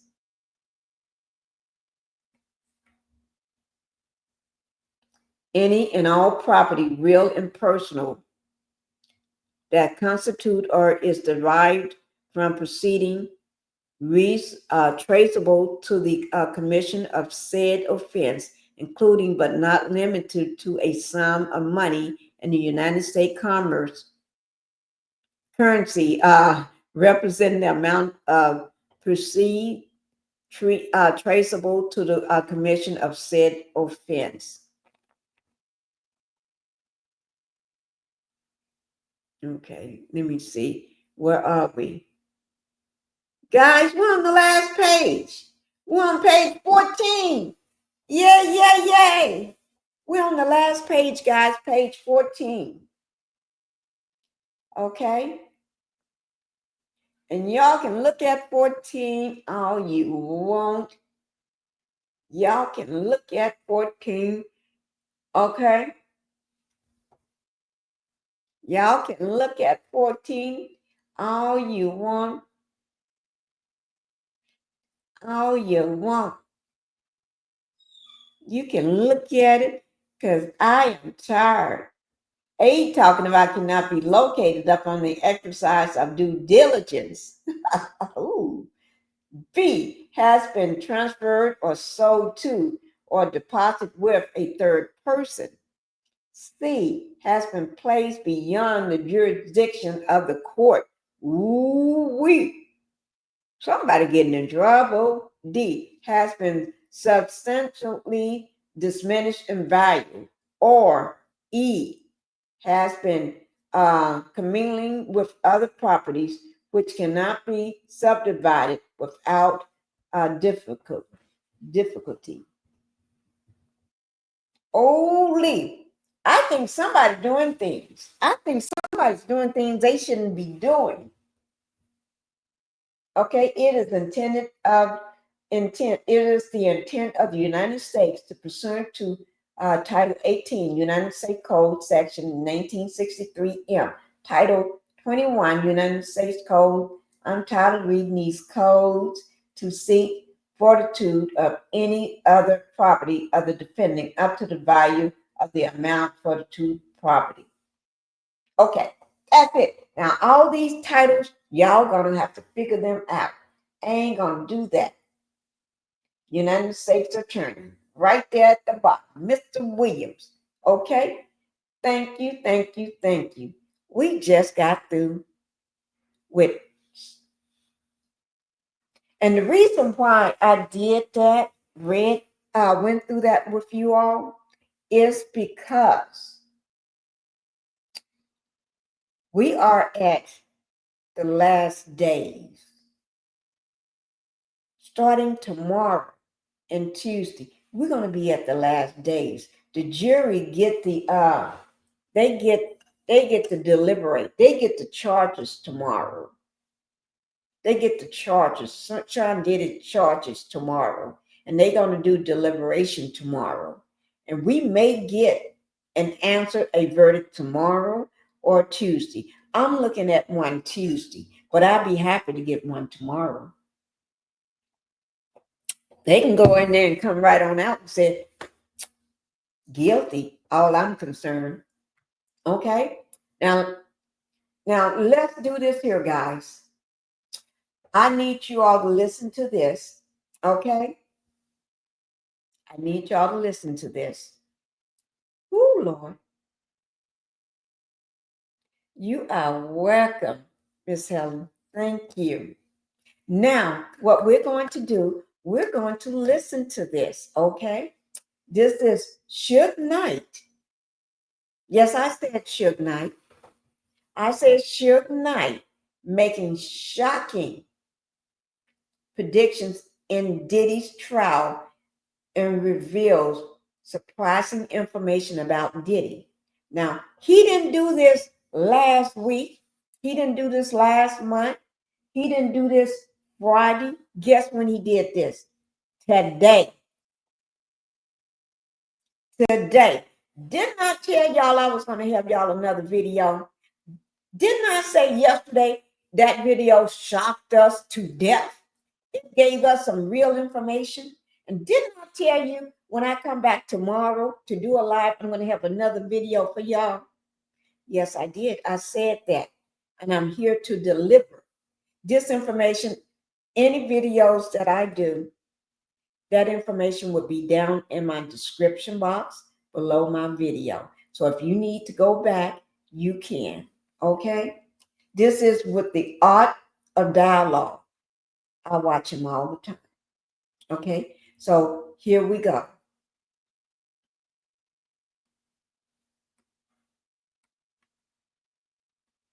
That information is going to be down in my description box under credit, because he get full credit because this is a video and it's very short. It's just 9 minutes and 41 seconds. Now y'all can hang out for 9 minutes and 41 seconds. And I say you can't, because I say you can. Here we go. Y'all ready? Here we go. Suge Knight. He said this today. Suge, I gotta ask you about this Puffy trial. How you feeling about it, man? What's your prediction? Well, you gotta remember one thing. He is an FBI informant. He's been one a long time. So I don't believe that. Wait, I'm going to start it over. Puffy trial. How you feeling about it, man? What's your prediction? Well, you gotta remember one thing. He is an FBI informant. He's been one a long time. So I don't believe that he's gonna go to prison. And if he do, it'll be for something very, very small. It wouldn't be nothing what the people think. I don't think he's gonna go nowhere long. And at the same time, you gotta look at it. The best witness they had is KPD. KPD been informant for a very, very long time. And KPD is getting ready to go to trial for the murder of Tupac. Mm-hmm. KPD said it. Everybody else know it. And KPD says the money came from Puffy to kill Tupac and myself.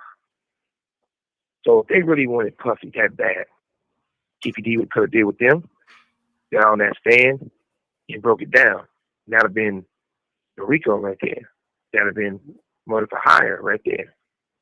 And so on. KPD's son is dealing with Corey. Corey is the guy that started Bad Boy with Puffy, with drug money. Corey go to prison. I think he got life for the drugs. Puffy got Corey pardoned. Corey lives in L.A. We never knew about Corey. I never knew how Corey looked until recently when a bitch sent me the pictures. Now, Corey is in the Lions Den living out here. Corey giving KPD's son money to help KPD. If the dots don't connect, what do? Why is it a guy who went to prison for selling drugs, probably got him a pardon? You from New York? Are you from the East Coast? Why are you hiding out on the West Coast? And why are you worried about how much time KPD gets? Why are you thinking you don't have no money? You got the money that Puffy gives you. So why would Puffy need to give KPD's son money to help his father? That's the question right there. Corey has been dark for a long time. What I mean by dark, he been in the cut. But you know, the oldest game in the world. If you like the bitch, and the bitch know, and the bitch is where you lay your head at. When she leaves, when you lay your head at, who you think she calling to let know where you lay your head at? It's a dangerous game. So when you put all that together, that the answers are there, how could you not say they don't want to see Puffy get life? The FBI is the most powerful people in the world. It's government. They have great prosecution people. Look at the prosecution rate. I think it's maybe 92, 98%. If you was just looking at it, you wouldn't think the prosecutors, as great as they are, that they was really trying to get this man off the streets. Me personally, everybody deserves a second chance. Everybody deserves to make their life better. If God can forgive, who am I and you people to feel that we're bigger than God? I just know this. If I was Puffy, said it a long time ago, I'd have taken it in my own hands and humanized myself. He had no felons. They're not talking about the drugs if they know he's being drug trafficking. They're not talking about scratching the serial number of firearms. They're not talking about nothing. They basically just, these are two things that happen. Either they're just saying, we rocking everybody to sleep. The public, Puffy, his attorneys, and we just gonna outright railroad because we can. Or they're not doing a hard job because they don't want him to get life because he did too many great things for them. But still, if I was Puffy, I did some time and got out the way. Because if he go in there and do a little time, he was going to feel he paid some debt to society. He'll start off where he left. If he get no time, the street's going to know the deal's been cut. If you get no time, nobody in the industry is going to fuck with him. It's going to be a bad problem for him because Puffy got to have security 24 hours a day. It ain't Puffy can get out of jail and start his own car up and drive around and live life. Him without security, he know he don't ball time. So he had to have security. Him without drugs, shit, he probably wouldn't be able to have a conversation with nobody. He probably wouldn't be able to look nobody in the eye. He probably wouldn't even be able to bag a bitch. So those two things, it's a must. Those two things are very expensive. There's not one person in the world that can't beat drugs. I'm going to say this before I go. If you look at the industry from the 60s to now, every artist has a drug dealer that get taken care of by the majors. This call and your telephone number will be monitored and recorded. You know, it's just certain things that certain people can go down the street and they'll pull us over. Some people can go down the street, they know they got cocaine on them, they know they got pills on them, they know they got drugs on them, right?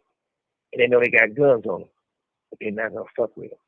You get a guy can be on the podcast and talk about all day how tough he is. And he's a little man and know he got to carry a gun. And the gun's not his gun because he don't want to have a gun. They're not going to pull him over. If they do pull a gun on him, they're not going to do anything. But at the end of the fucking day, Puffy is going to surprise you guys. Because what you think he's going to get, I don't believe he's going to get. When it comes to KPD, if Puffy don't do well on the promises he got to keep doing, somebody's going down. It's going to be somebody that has nothing to do with Puffy case. It might be a motherfucker in LA, New York, Miami, down south. It's somebody that the FBI wants. And if Puffy can bring them down or get out and bring them down, that's what he's going to do. Corey probably working on it right now. That's probably why he posted up in LA. Trying to see who's doing what, who moving what, who's selling what, who killing who. Because at the end of the day, why would you want to be in the lion's den? Just to be way out here to tell on people that's not your people. Because you know you can't go back east and tell on your own people. So you don't be on the West Coast to tell on our people. That's the way it is. That's what it's going to happen. And pretty soon everybody will know. Whoa. So y'all want to know about like your first day? How your first day going to be in Texas prison?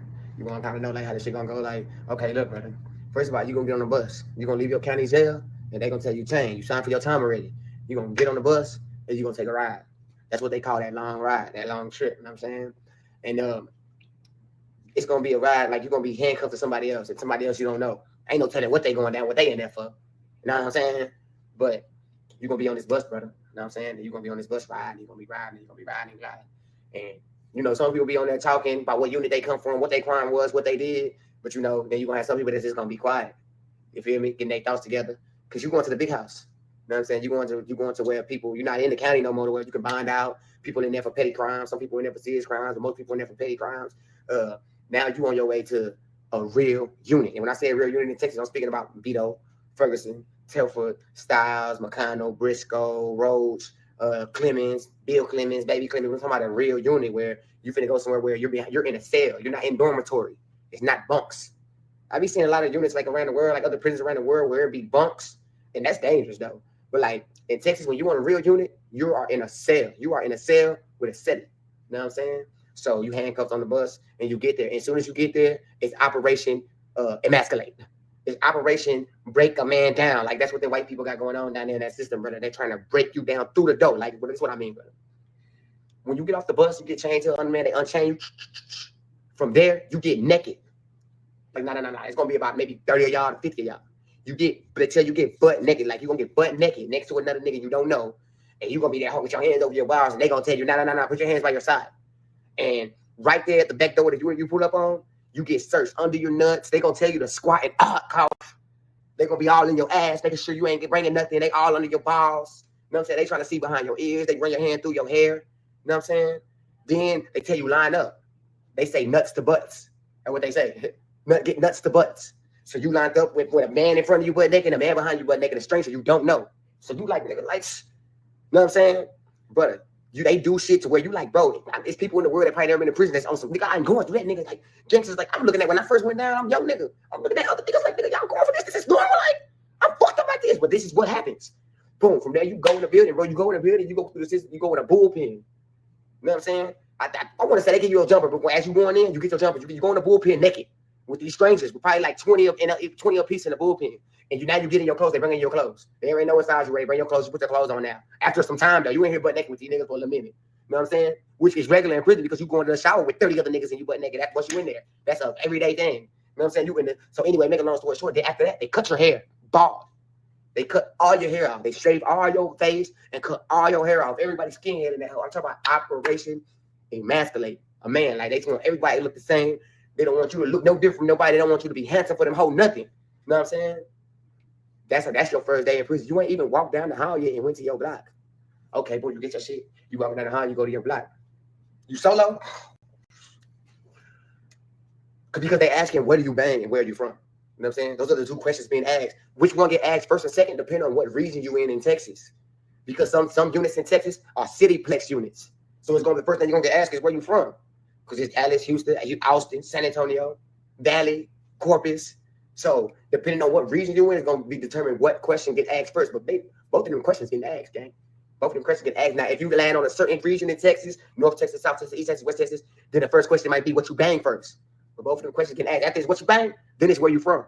But then sometimes if a nigga asks where you from, it's already going to let him know what you bang. And then a nigga might ask what you bang. And based off what you bang, a nigga already know where you from. That's how it is in Texas prison, bro, your first day. You know what I'm saying? But if you don't bang nothing, then it's like, you don't bang nothing, where you from? You know what I'm saying? Because now it's like niggas trying to figure out, not fuck where you from. A nigga that you don't bang nothing, what you bang? I don't bang. But where you from after that is trying to see if you good. Is your city gonna ride behind you? What hood you from? Where? You know what I'm saying? So it's like, what you bang? What you bang? What you bang? Where you from? Where you from? Where you from? Where you from? What you bang? But to have to say, like, I don't bang nothing, you get put under investigation right there to see if your man here is getting tested quick faster than a gangbanger. A gangbanger man here getting tested, but he more so gonna get watched first because he got a gang, like he's part of something. So they can't just move on him. But he can go too. You know what I'm saying? He can go too. But it's like if you don't bang, it's like, where you from? You got any hood nigga? Now I'm asking because do you got any hood niggas in this whole night? You know what I mean? So it's like, what you bang? Where you from? Where you from? What you bang? So after you let a nigga know where you bang, it's like, okay, what you bang? I bang this. Okay, your people over there. Don't be one of them niggas that's too stiff or too gangster. Nigga, my people ain't in here. I don't know none of them niggas. Nigga might tell you again, like, bro, what are you still doing over here? You said you banged this, right? Bro, your people over there. Why are you standing right here? If you don't go over there that next time, you automatically get looked at like a lame. You scared. Like, why do you say you banged this? If you got to go in and check in with your people, that doesn't see the things that people make you look gangster out here in the world. They make you look weak in prison. So like all that, I'm standing on my own. There's no such thing as a gangbanger that's doing his own thing. If you part of something, you automatically got homeboys that's in your business. Why you sitting right there? Why you eating with him? Why you been talking to him? Why would you talking to the laws? Ain't no, I'm a gangbanger, but I'm just one deep. That shit is looked upon as some scary shit, gang, in prison. So when they niggas, people over there, go over there and check in with your people. Hey, bro, I'm from right here. This is what I bang. This is what it is. If people gonna tell you, okay, hey, brother, you got your shoes with you? You know what I'm saying? You got your shoes? Okay, you gonna get your check. And depending on what you bang and where you from, that is gonna depend on how your check go. You feel me? But I'll get into that maybe probably the next video. You know what? I'm gonna give y'all that right now. If you a blood or a crip, you 9 times out of 10 gonna get you a 3-man lineup, 1-on-1. One nigga, about a minute. Next nigga, for about a minute. Next nigga, for about a minute. 3 1-on-1. I guess Diddy got to learn this fast because they're gonna ask him, what you banging? Some of them words, it took me a while to try to figure out what he was saying. It took me a while. First day in Texas prison, but Diddy is going to be in prison, and I guess upstate New York. What prison do y'all think he probably going to end up in? I don't know, but I know there's a prison across the water. I don't know what the name of that prison. It's almost like you can't get off it because you're on a little island on the prison. I don't know. What prison do you all think he's going to end up on? Anybody that know New York? I don't know. But this man is trying to explain to him prison, okay?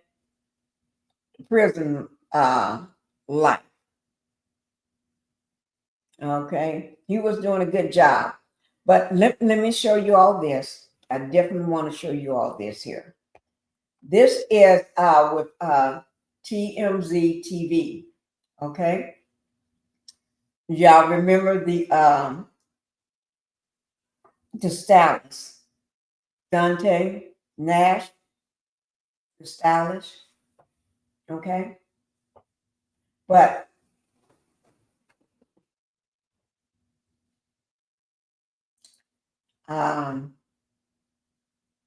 this is something I just want y'all to see. Okay.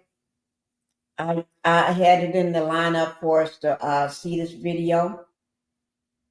I always got stuff in the lineup for y'all. I really do. This is on Instagram. All right. This is on Instagram. And here you go, guys. I mean, unmute it. Y'all ready? We're ready. Working on? What are you basically doing? Could you give us more insight? Yeah, man, I got a book coming called Behind the Stare, man, and dropping a bombshell in there, man. And what can you give us any kind of insight? this is the only thing I'm gonna say. If they say that I died of pneumonia or anything in that sort, or if I What did he say? If they said that he died of pneumonia, I'm eating. Told y'all, people die of pneumonia these days. Healthy people dying of pneumonia. I guess after this trial is over, a lot of people are going to be passing away due to pneumonia. Y'all better go get your pneumonia shot. Go get it. Go get a pneumonia shot. Go to the doctor or pharmacy or whatever and tell them you need a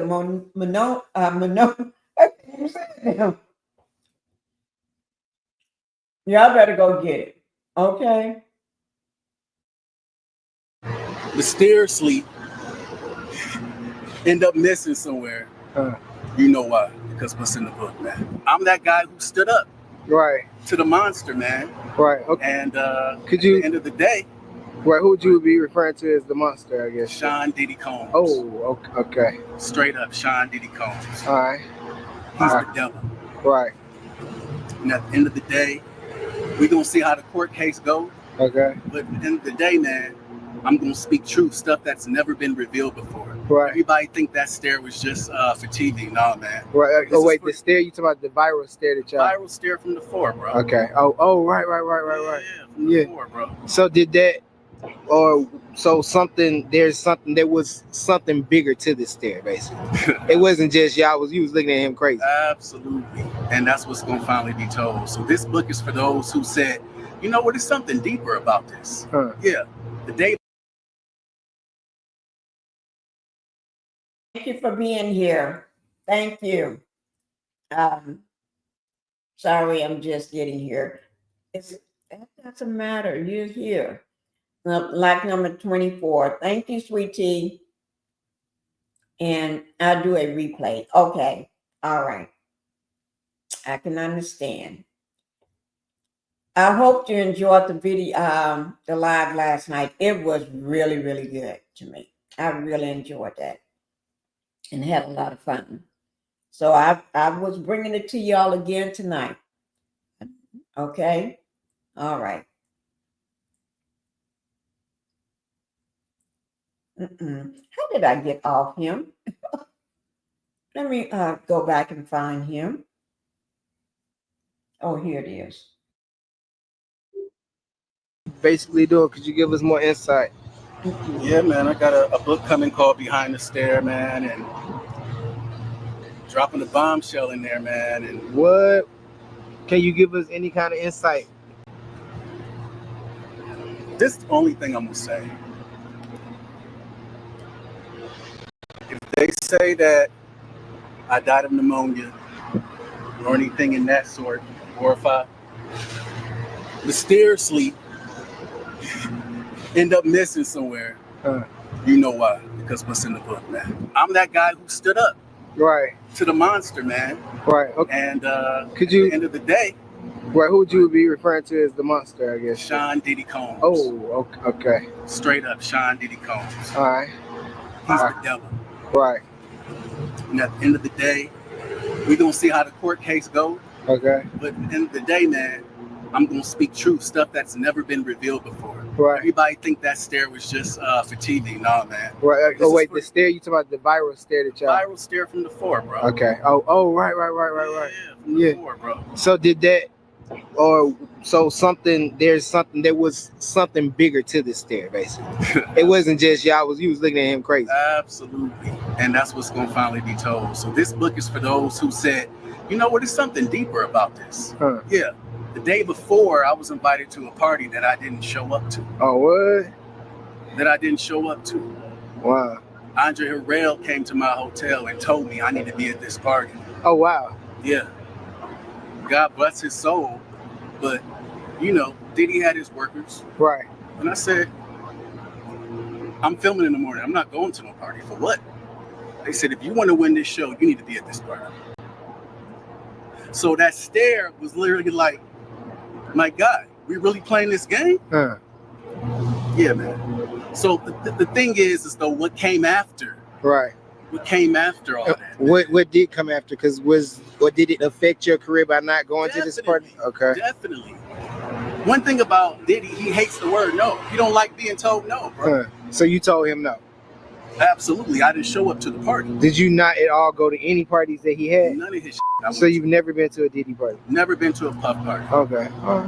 Never been to a puff party. But some girl named KK comes to me talking about you're disrespectful for not even showing up and you playing with fire. KK, are you referring to KK, the assistant, his former One of his white lady, one of his ladies, I think it's like his they call her KK. I think her real name is Christina or something. Because it's been going on. People trying to blackball my careers and things in that nature. If you don't sign to me, I'll make sure you don't never pop. That type of shit, bro. You know what I mean? So at the end of the day, I hope justice is served. But you know, we're in a celebrity-driven world, so with all the nodding to the jurors and all that, I'm sure the jurors are scared too. Like, you know, they want to live. If I could tell Puff anything, get right with God, bro. Get right with God, man. Get right with God. Shame on you. Shame on you for hitting Cassie, bro. And then you put up this big old video talking about, oh, it's a lie, man. Listen, bro. Shame on you, bro. We've heard you have a new book that you're working on. What are you basically doing? Could you give us more insight? Yeah, man, I got a book coming called Behind the Stare, man. And That was good. Didn't I tell y'all I have some stuff for you all? Didn't I tell y'all I got things for you all today? Yes, I did. Yes, I did. And I came to deliver again like I did last night. Last night was too good. Too good. Now, let's go over. Now, I don't know what's going to happen tomorrow. I really don't know. Now, the judge's supposed to give the jurors the charges so they can do deliberation, right?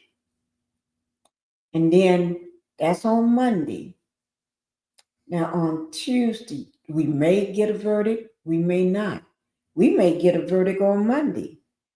All bets are off because I don't know what's going to happen. But I'm going to be up Monday morning ready. Okay? Y'all know I don't like getting up early in the morning, but I'm going to be up and I'm going to be ready. Don't tell me, Pinkie, you got a long live going on. Yes, because I'm not going to miss nothing. Like Friday, I didn't miss nothing. That live was long because everybody was doing that long live during the middle while they was doing the trial. When I say everybody, I mean CNN, MSNBC, all the big major news outlets. I'm not saying I'm one, but they was doing those long lives to catch everything from the beginning to the ending. I was waiting on the ending once they come out the courthouse. So I was wanting to leave. I kept saying I was going to leave. Thank God I stayed. Where's my pickles? I just realized I didn't get my pickles. I've been eating all this time with no pickles. Not one pickle on my sandwich. See here? Not one pickle on this. I just thought about that. But anyway, I'm not going to miss it tomorrow. Last 2 days, Monday and Tuesday, I'm not going to miss. Now, we may go on to Wednesday. I don't know. But I'm just saying Monday and Tuesday. Okay? But I'll be there no matter when they go. Okay? I'm going to be there. Now, let's talk about the evidence. Okay? Let's talk about the evidence.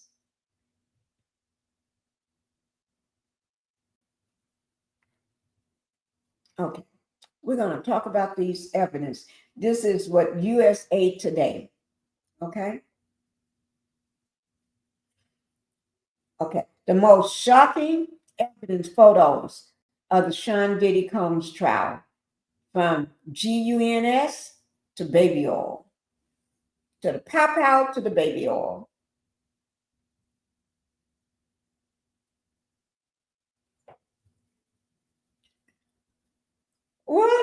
What you say, Miss Hurley? Pickles. I asked for pickles to go on my sandwich, not one pickle, but that's okay. I'm still gonna eat it. I'm gonna eat good. They know me.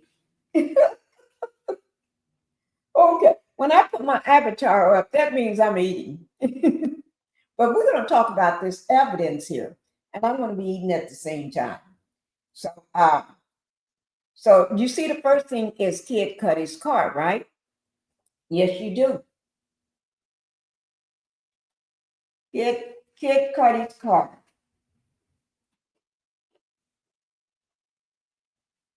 Okay. That's the top of his car. That's where that Molotov cocktail went down.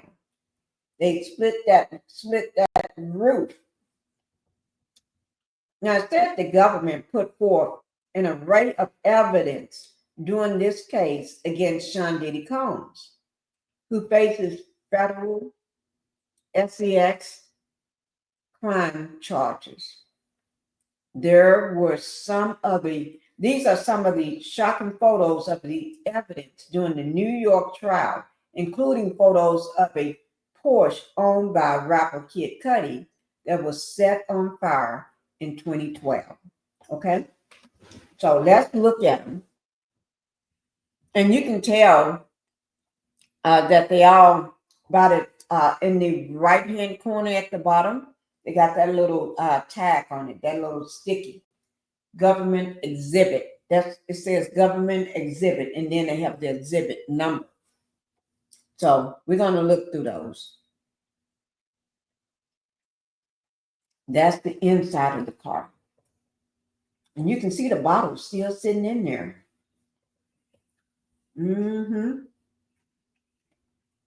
Can't drive that car again. That car is what I call a total now. Can't drive that again. I wouldn't drive it. And then this is another picture of the car from a different angle. I wonder, did he ever replace this car? You know, with insurance, get a new car. I just wonder. No, I know I would have replaced it. It said the Porsche owned by Kid Cudi that was set on fire in 2012. Oh, now y'all know what these are here. This is Sean Diddy baby oil and that lube. Okay, I'm going to tell you what this says. Homeland Security investigators raided Sean Diddy Combs' Los Angeles estate, located in the wait, I'm still eating.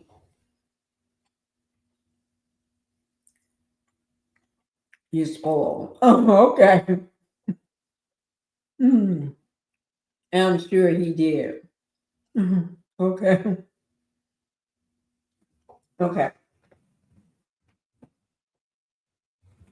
Okay. He lived in Homeby Hills neighborhood near Beverly Hills, California, on March 25th, 2024, and in June 2025.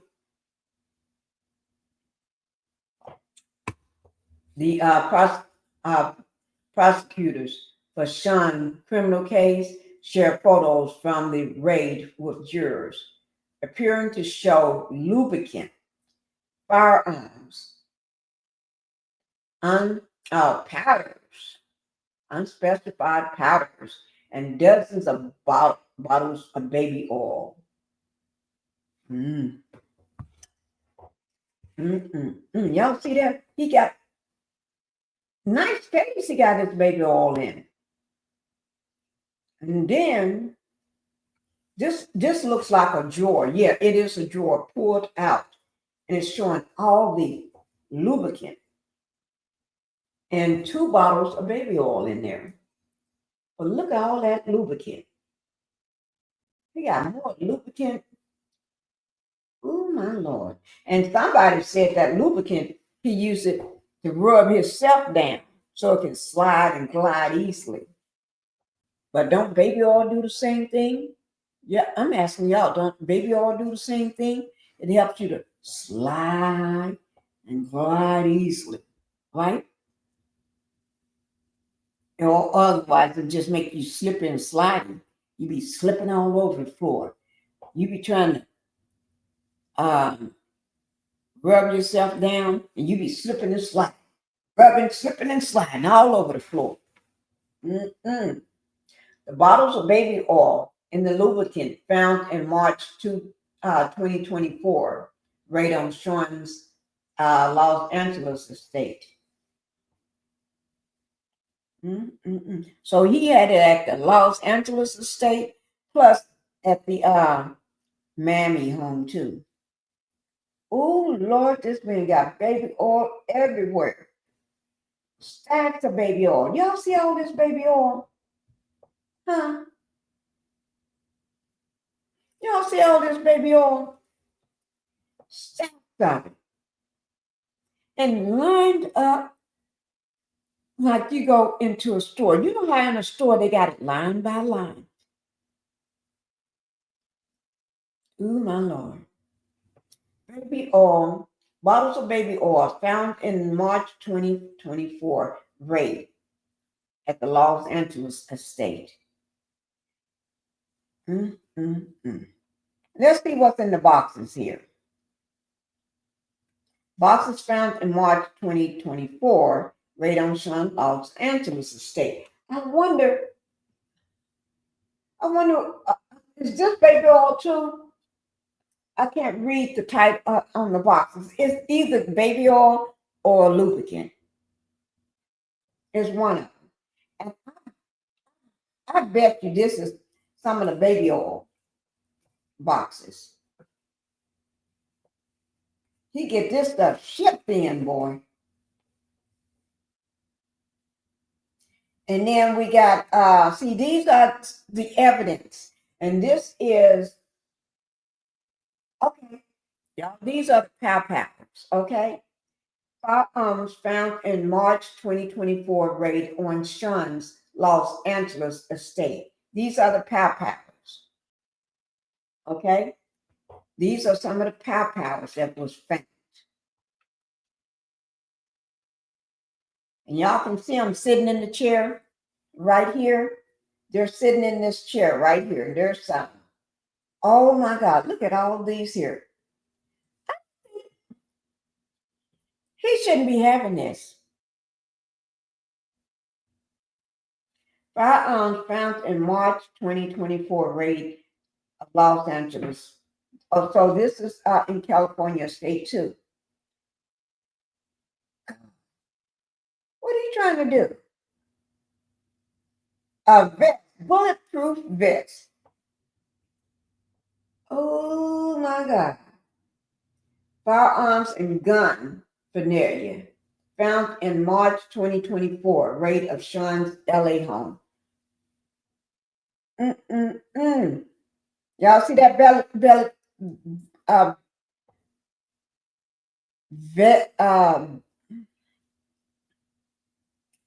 vest. Y'all see it? Oh, now this is the other stuff here. This is the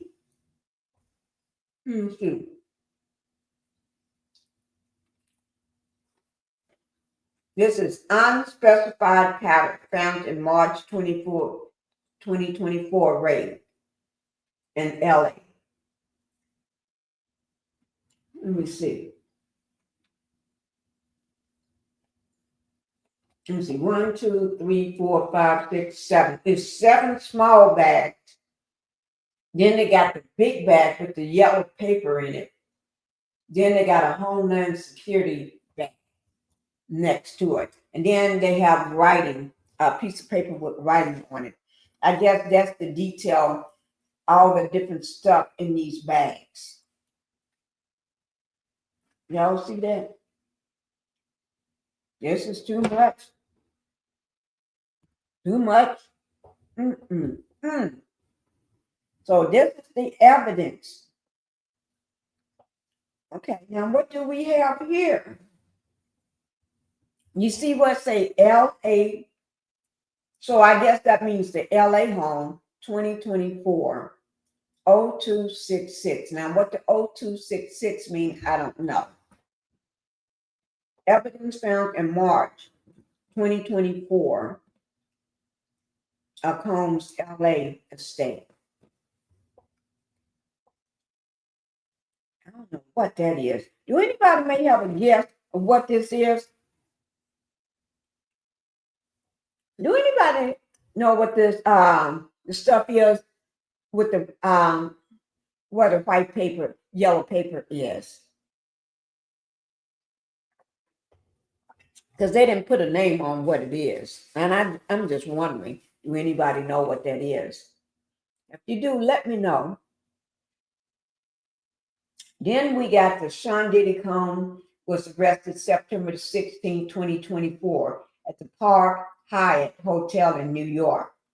This photo provides the U.S.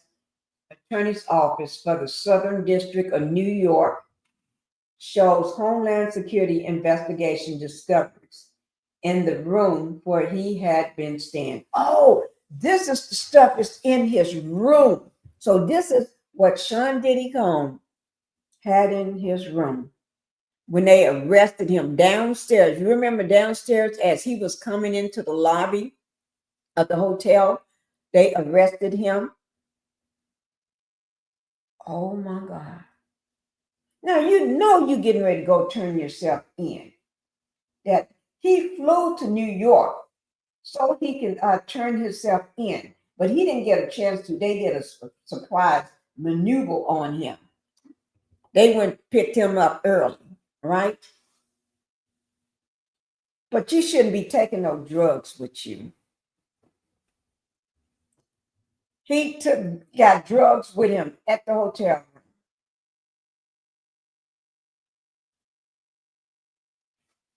That's that pink stuff. Everybody talk about that pink stuff. There it is right there, that pink stuff. Okay. Now on his bottle, you know, one of the names he normally go by when he there to pick up, whenever he's trying to get prescriptions and stuff, is Frank Black. And also that's one of the names he used when he's registered, trying to register for a room. Frank Black. So a lot of his reservations would be under that name too. That's one of them. That's not the only one he got. He got many more. But Frank Black, clozapine. I think I pronounced that right. Clozapine, 1 milligram. Take 1 tablet by mouth daily as needed for, I can't see. Not take with something else. I don't know what that is. But this is from a Walgreens. This is from Walgreens here. And this is, I think this Walgreens address is 301, I think, Wilshire Boulevard, Suite 670. I think that's it. I'm not sure. But anyway, this is the Walgreens, and he's going by Frank Black. Okay. This is cash found in Sean's Park Hyatt hotel room after his 2024 arrest. So this is money that he also, so let me just say, this is what he had in his room right here the day he was arrested. This is more stuff that he had in his room the day he was arrested. And this is money he had in his room the day he was arrested. That's a lot of cash. He got, I see some hundreds, right? I see that's 100 right there. And that looks like some eye drop there. Yeah. This is getting him in a deep problems here. This is Homeland Security investigates Sean Diddy Combs' Miami estate on March 25th, 2024. And photos from the raid were shared with juniors and Combs' commercial trial in May 2025. So this here was a pow that was found at his residence. Yeah, found at his residence. Okay.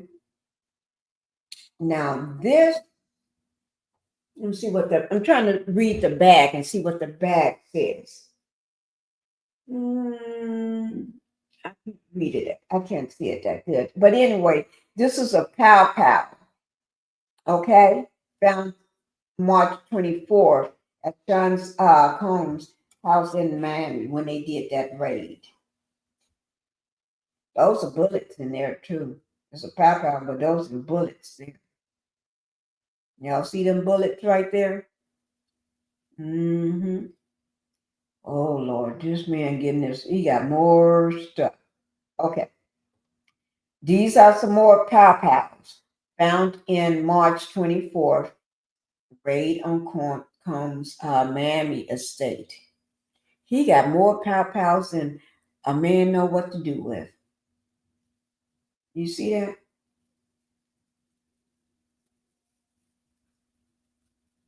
Okay. Here's some more. A magazine found in March 2024 at the raid on Sean's Miami estate.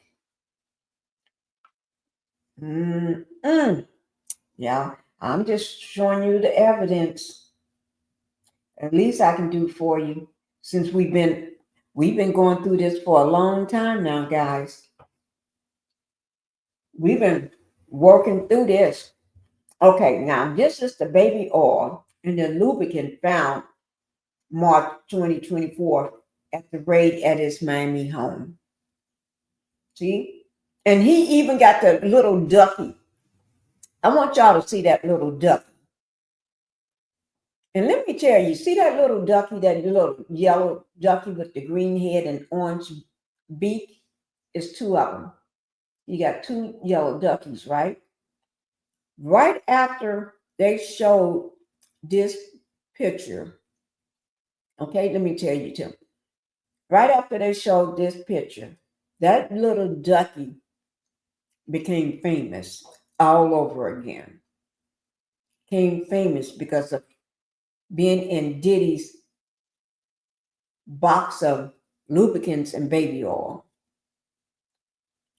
Right after that, every time I go searching the internet, I see that little pop up. They be showing ads. That yellow ducky was always popping up. Yeah.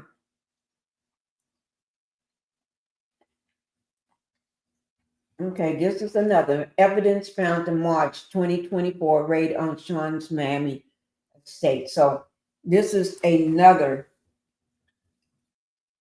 It got look like $100 bill. Something in a little white package. Look white. They got some pink stuff in a packet, clear packet. No. Oh, there it is, right there. Better picture of it. That's the $100 bill. I guess that's what they snorted through. Okay. I'm just guessing. I'm just taking a wild guess. What I think I've been hearing before.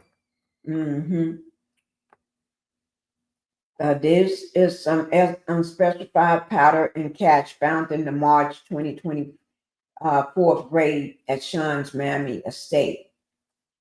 Now, this thing here, I don't know what this is. Evidence found March 2024, Miami's estate, Combs Miami estate.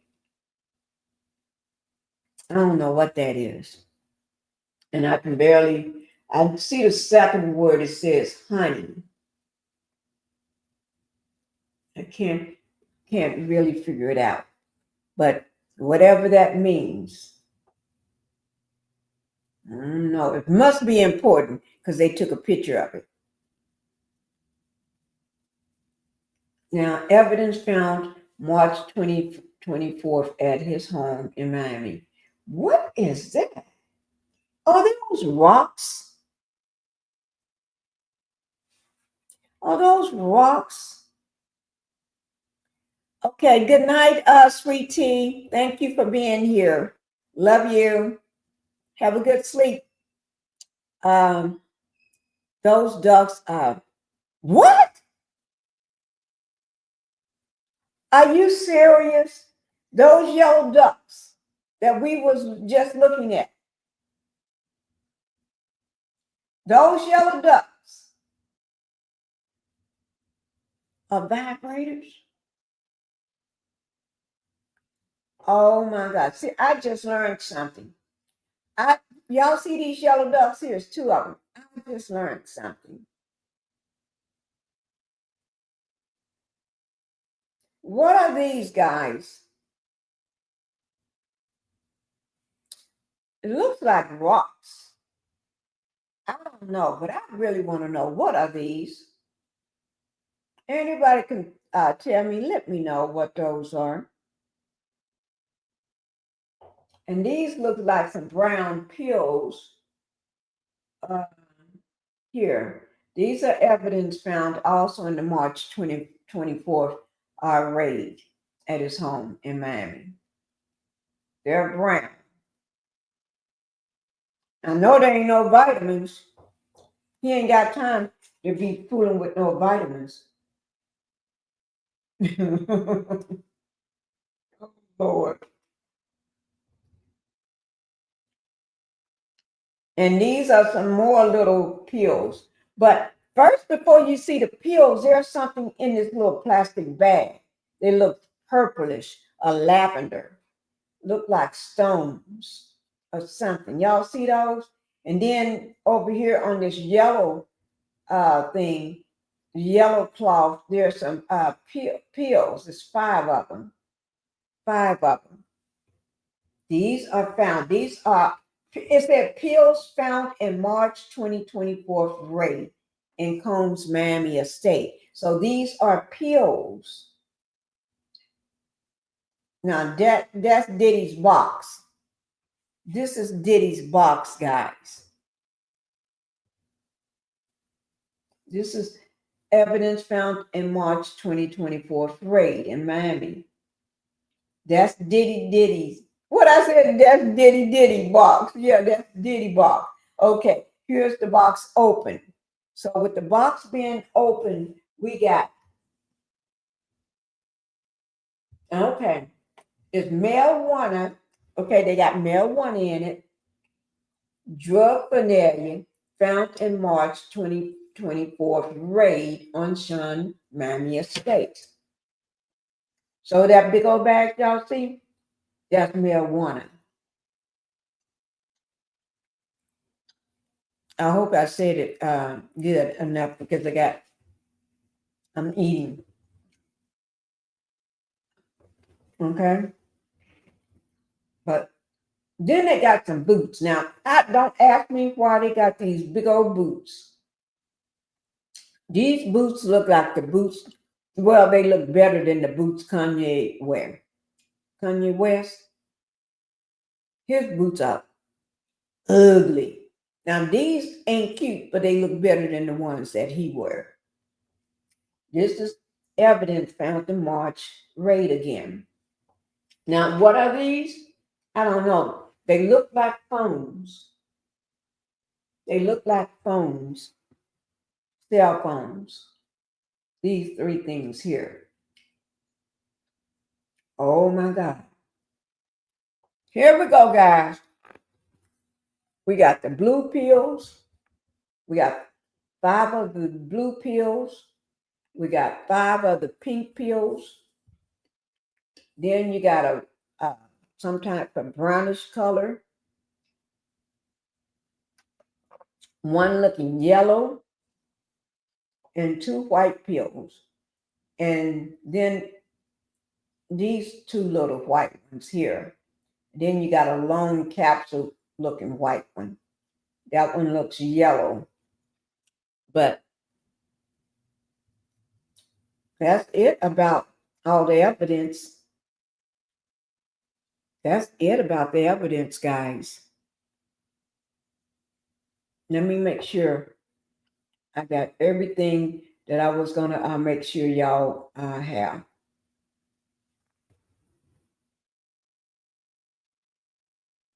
And we're going to watch one thing before we leave. Okay, let me make sure I didn't miss anything. Okay. We're going to watch one more thing before we leave. This is with it's on site. It's _ on site.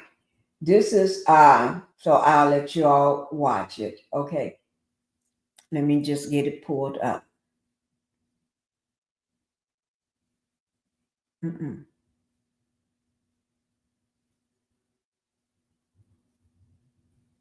Mm-mm.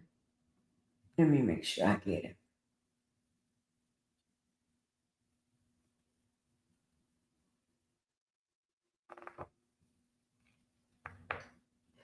Let me get it. Come here. Mm.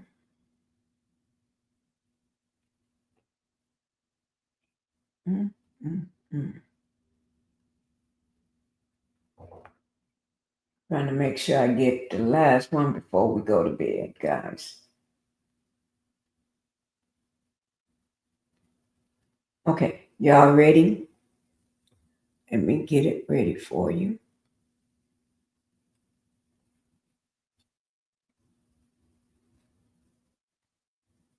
Okay, here we go, guys.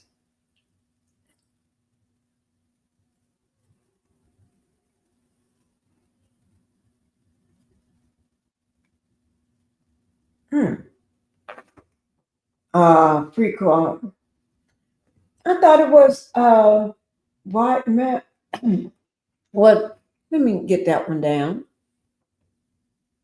It don't give you no sound.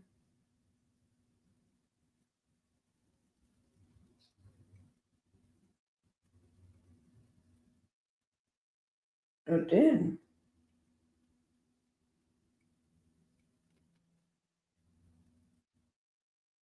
Okay. Let me get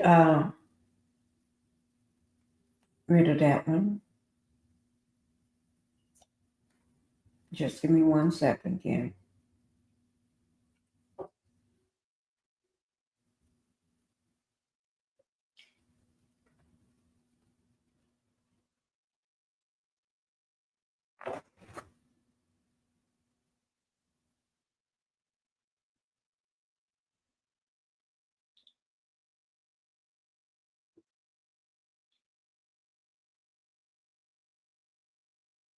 Okay. Give me 1 second.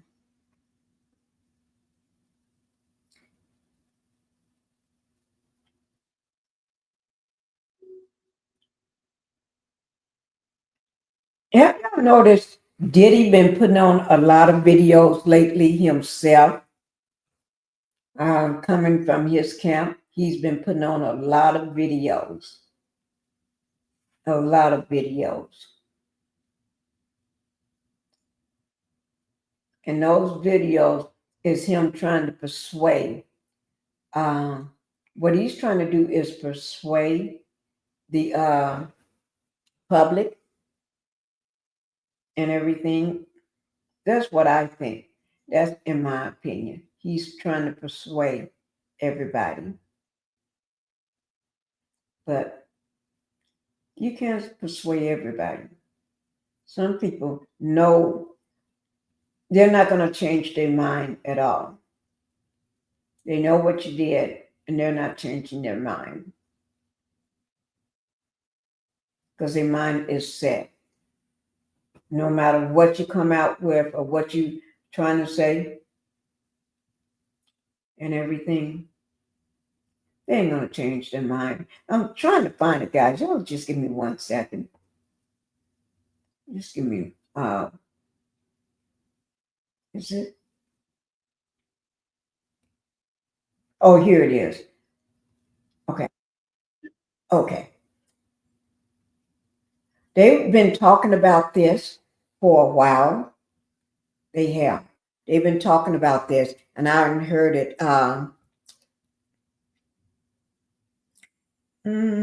since last week. Since last week. So I want you all to hear about it too. Okay? This is not long. This is P. Diddy and his son sued for brutally game RAPE, an explosive lawsuit claim. Him and his son. It ain't just say him and his son. Are you training your kids to be like you? I hope not. I hope not. This is with Law and Order with Jesse. And then this will be taking us out, okay? Unless something pops up, okay? But here we go, guys. Oh, I need to bring it over to you. And remember the video we watched last night? It just blew everything crazy. Well, here it is again. And this information will be down in the credits, okay? Below my video. Here we go, guys. A bombshell new lawsuit that involves Sean Diddy Combs, but isn't against the disgraced music mogul. As Diddy is listening to closing arguments in his sex trafficking and racketeering trial in federal court in New York, his son, Justin, has been hit with a lawsuit by a woman who claims that he lured her to Los Angeles to be raped by multiple men, including his dad, Sean Diddy Combs. Now, this isn't the first time that Justin has been... Right. Did we hear that right, guys? Now, he lured the woman to be L.A. multiple men in his daddy. That's just nasty. That's just, you know what kind of thing that's teaching these kids that, well, ain't teaching, that you taught these kids to be? Lord, man. Somebody help them kids out. Named in a lawsuit with his famous father. We're on the case presented by Law&Crime. I'm Chris Stewart.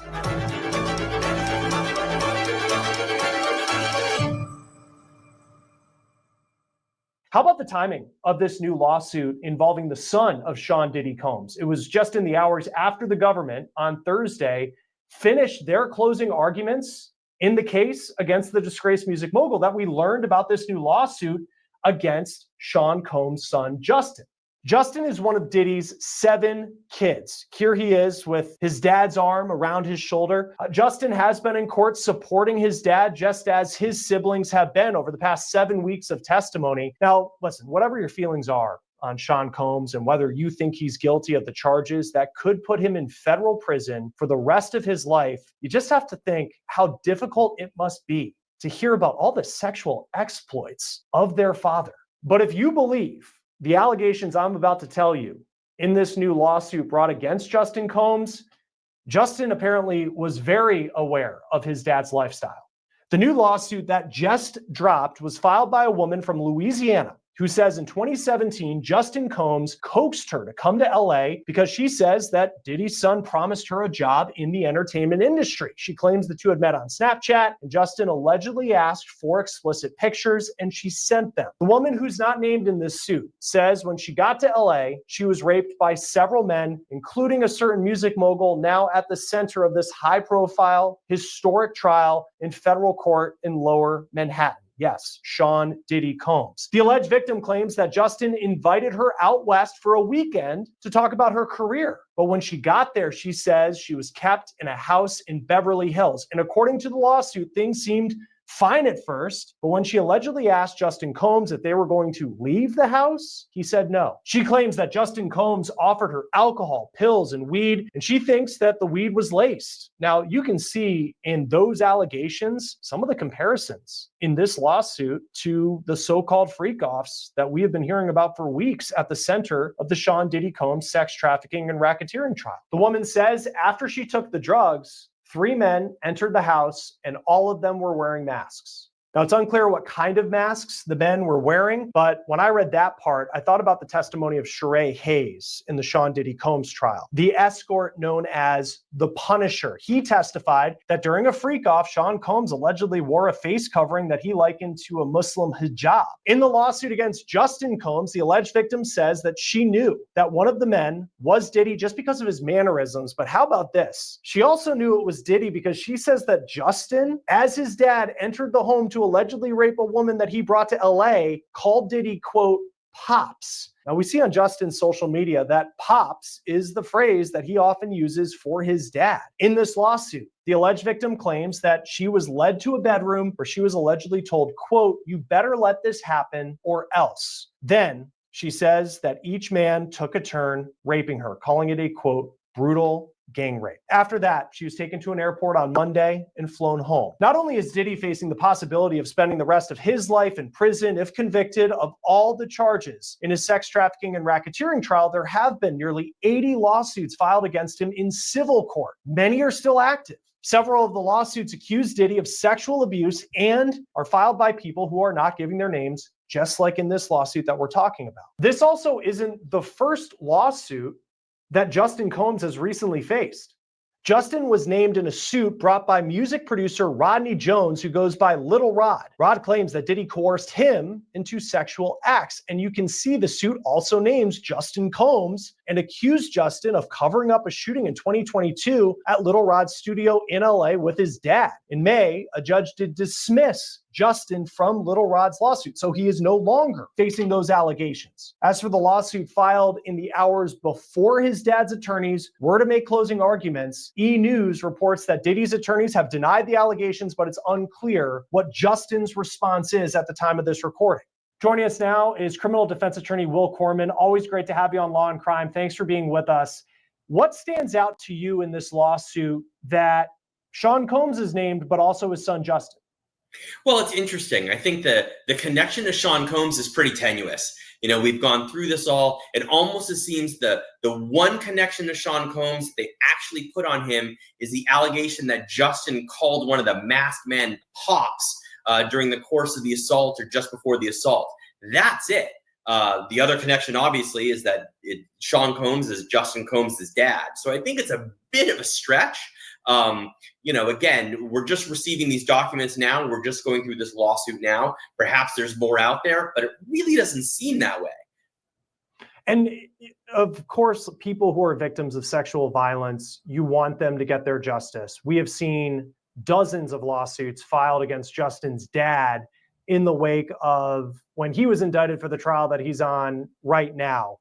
How do you go through these lawsuits and understand who's telling the truth and who actually has a case that could be heard in court? Someone like Cassie Ventura, when you see that video from 2016, or you do look at some of these Jane Doe lawsuits and you wonder how many of them are true. Look, as a criminal defense attorney, it's my job to be cynical, and it's my job to, you know, review everything with a pretty jaundiced eye. So the question really becomes are there corroborating facts and circumstances from Jump Street that make sense? So for example, if this lawsuit is alleging that something happened in LA during a specific period of time, do we know that Sean Combs was there? Do we actually know that he was present in LA? These things aren't difficult to find out, but it's those baby steps to trying to build the foundation of a lawsuit to see what's realistic that really matter in a case like this. And as you so correctly said, we want victims of domestic violence, of sexual violence, and so on and so forth to actually be compensated accordingly. Unfortunately, when we have circumstances where we have somebody famous who's been charged with crimes, we have somebody famous who's been sued, there can be instances where other folks jump on the bandwagon. And I'm not suggesting that's what's happening here, but it is something that everyone needs to look at skeptically. Right, absolutely. If you were to bring a lawsuit against someone like Justin Combs, or any of these, you know, and even the cases involving his dad, and you're bringing a civil suit, what facts do you need to have? I mean, certainly if you have a victim who says that this happened and they're ready to, you know, they're able to provide some corroborating evidence that something happened, what do you actually need to be able to go to the courthouse and say, I'm filing a lawsuit against this person? I think that you need to have somebody who's willing to state under oath that this is what happened to me, that this is what I'm alleging, these are my damages, this is how it's impacted me. And as an attorney, again, I would want to make sure, especially in a lawsuit like this, where it involves a high-profile person, but quite frankly, in any lawsuit, that there is some corroborating information out there so that my lawsuit isn't tossed out of court pretty quickly. And reading through this complaint, it mentions several other lawsuits. You have the lawsuit from Rodney Jones, who's known as Little Rod, and Sean Combs is facing that lawsuit, and his son was named in it, but has since been dropped. What do you make about it having all these other different cases and elements brought in? What is the attorney here trying to prove?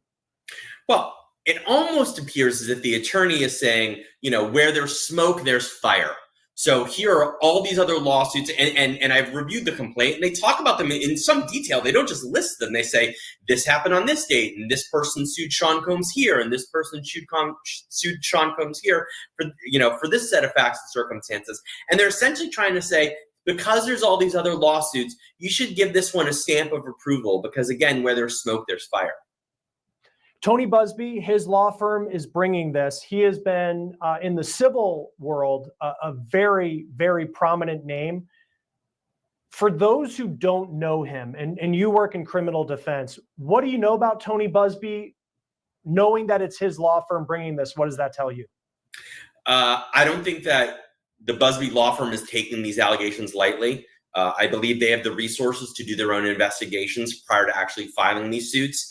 So this isn't some, sole practitioner who's trying to jump on the cottage industry that's been created around suing Sean Combs. I think that they have the ability to investigate this. They have the ability to decide whether or not they want to take on these cases. And I think that does lend some credibility, albeit, not a ton, but I think it does lend some credibility to the facts and circumstances surrounding it. In other words, this alleged victim didn't just walk in off the street to some random law firm who then is saying, oh, we now have the ability to sue Sean Combs. This is someone who's been down this well-trod path before and probably knows exactly what the pitfalls are in suing somebody as prominent as Sean Combs. This lawsuit came down at the time we're recording this, came down last night. So that was a couple hours after the government finished their closing arguments against Sean Combs. And as we're recording this right now, Sean Combs, his defense team is giving his closing argument. What do you make about the timing of this? It's against Justin Combs and Sean Combs' name, but it's happening right in the middle of maybe the most pivotal part of this entire trial. I don't exactly know what to make of the timing of it. I think it's interesting. I think that I'm a little surprised that it's come out so late, but sometimes, we don't know what led the alleged victim in this lawsuit to break their silence and to file this lawsuit. Perhaps they were watching the testimony or reviewing the testimony in the criminal case and said, oh my gosh, that's exactly what happened to me. Perhaps they said, they listened to the testimony and they said, there are so many victims here. I believe that I am one too. We don't know what prompted it. I think the timing is interesting, but I don't know that I can make anything of it as we sit here right now. I think of recently you had Tyler Perry, prominent name in Hollywood, very different case, but accused of sexual violence and sexual harassment, workplace harassment with an actor who had worked on one of his shows, and the actor provided text messages in the complaint. This doesn't have that. Very different case. But the fact that there's not that visual evidence that we can look at, and I don't know what type of visual evidence would exist in a case like this, but the fact that we don't particularly have those, does that take away from the weight of what this lawsuit may actually be in the end when it comes to the truth? Well, I think we're getting ahead of ourselves a little bit here, because Sure. The filing of a complaint is just simply the first step. And all the complaint needs to do on paper anyway is set forth the factual allegations that are enough to sort of not get the case thrown out at the first few stages. And that bar is pretty low. So there may be tons of evidence surrounding these allegations that aren't in the lawsuit. They don't need to be in the lawsuit. Again, there needs to be just enough to get us through those first few steps. Excuse me. As Sean Combs, we're awaiting, once the jury gets the case next week, and then we'll see what the verdict is. But guilty or not guilty, he's going to be dealing with a lot of civil cases that are still pending. What does the timeline look like for Sean Combs? Let's just say he's found not guilty of everything. What does the legal timeline look for him? How long could he be dealing with the issues related to all these civil suits? That's a great question. First of all, I don't think he's going to be found not guilty of everything. So that's a separate issue entirely. Yeah. Having said that, again, different jurisdictions have different statutes of limitations for sex assault victims to bring lawsuits within which, or timelines within which they can bring the lawsuits. And so again, depending on where allegations come from, those statutes of limitations can be very long. It also matters on how old the alleged victim was at the time that the incident took place. For example, there have been a number of states which have extended statutes of limitations for minors who were sexually assaulted. Those statutes of limitations are much longer than for adults who've been sexually assaulted. So it really does depend. And I know that's not quite answering the question, but I suppose the easiest answer is it could go on for quite some time. And you look at this complaint, the complaint is for sexual assault and battery, gender violence, negligent supervision. I think a lot of people would look at this and they'd certainly, if all of this is true, what a horrific experience that this victim went through. Why is this not a criminal case? That's a great question. And I suppose that this victim could have brought this to the county attorney's office or whatever local prosecutorial body there are. We don't know the answer to that. Perhaps quite frankly, we simply don't know the answer to that. But it's also important to remember this, that Sean Combs is named in this lawsuit. I have reviewed this lawsuit. The connection to Sean Combs is pretty thin from a legal standpoint. It just is. So we don't know why this wasn't brought forth criminally. Perhaps the person decided they would rather seek their own form of justice from a civil standpoint. Sean Combs has a lot going on criminally right now, and perhaps it wouldn't even be prosecuted. Again, if he's found guilty of all these offenses in federal court in New York, Sean Combs is going to prison for decades. He's 55 years old, not that old, but he's still going to prison for a very long time. So I don't know that the LA District Attorney's Office or whatever prosecutorial body is out there would bother pursuing criminal charges if Sean Combs at age 55 just gets a 30-year sentence federal. And for Justin Combs, and I assume he'll have, I don't know if he has a trust or an inheritance or how he financially makes a living. Certainly it's part of being in the circle of Sean Combs. How does he pay for an attorney? Is that have to come from it? Because I think if Sean Combs is found guilty and all this money, and he's got a lot, but maybe we don't know how much money Sean Combs has, frankly, but we know that it's going to a lot of these cases. How does Justin Combs defend himself? Does this get wrapped into, if his dad's going to have to defend against this, is it a 2-for-1 when it comes from the defense side? It could be. We certainly don't know what the corporate structure is of Bad Boy Records and all the other entities that are named as defendants in this lawsuit. I have a feeling that Justin Combs will get counsel. I have a feeling that Justin Combs will get excellent counsel. How it gets paid for is probably something we'll never know, but it's not as if, he's going to be flipping through Google looking for a lawyer to represent him on this. And even if a lawsuit has no merit to it whatsoever, and this is more just a hypothetical question, because I think some people do look at some of the Tony Busby lawsuits, and there's an idea of all of these are just a money grab. And we'll see, to your point, a very prominent name who is representing alleged victims to Sean Combs. But if someone were to file a lawsuit that's fruitless, you still, as the person who is being accused in that lawsuit, would have to pay for an attorney, have to show up in court and kind of play along. Is that you have to play along with the lawsuit until it's dismissed? Sure. You can't read a lawsuit and say, this is garbage, crumple it up and throw it away and then ignore it. It doesn't work like that. You would have to get a lawyer who is able to get in front of a judge and explain to the court why this lawsuit is frivolous and should get cut off at the soonest possible opportunity. And as I said, there's now a whole cottage industry surrounding these Sean Combs lawsuits. There just is. So no one can afford to simply ignore this lawsuit and pretend it didn't happen. It needs to be addressed, frivolous or not. Again, I certainly don't know if it is frivolous, but regardless, everybody who's named as the defendant here does need to take it seriously. For this plaintiff, beyond assuming, Diddy's defense has said that there's no merit to this story. We haven't heard at the time of this recording from what Justin Combs, his representatives are saying. Right now he's sitting in court listening to the closing argument that his father's defense team is making. But beyond a witness's account, and she says she was there and this happened and it was horrible. And if there's no other evidence and it's a complete he said, she said, how does that play out in civil court? So again, it's enough. A victim getting up on the witness stand and saying, this is what happened to me, that's evidence. Now, a jury may want corroboration, but there's no requirement that there be any.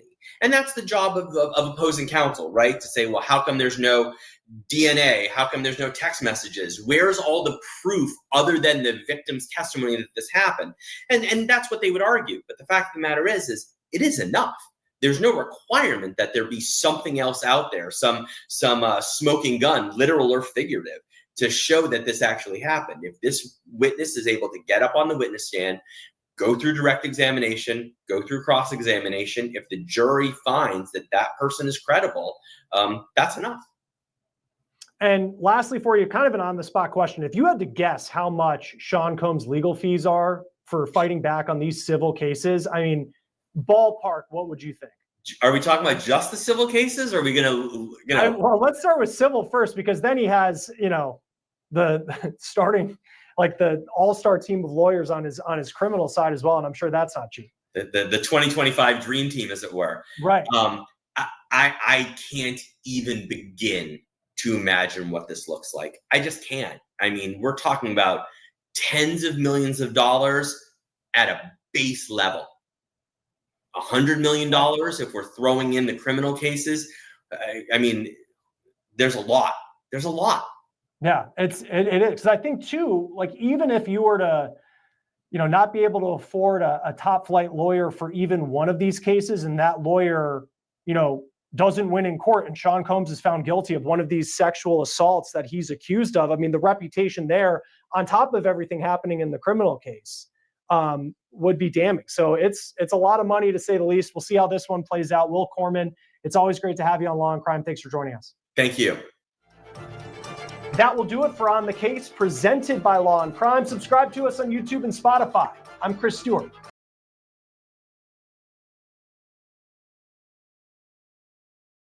Okay, that would do it for tonight. I hope y'all enjoyed the live. I truly did. Now Monday we will be covering Monday morning Sean Diddy trial in New York. We will be covering that, and so I hope to see you all on my live for that. I'm going to get up early. I'm not going to be missing anything. I'm going to get up early so we can be on it, okay? So see me Monday. That will be June 30th, okay? And then Tuesday. Now, June 30th, remember, the jury's supposed to be getting charges in deliberation on Monday. Hopefully we get a verdict by Tuesday. I'm thinking we will. I'm hoping we get one on Monday. I hope they go an hour and come back with, y'all know what I'm hoping, okay? But if not, Tuesday. Trial is set to be ending soon, because we got the 4th of July weekend coming up on the 4th.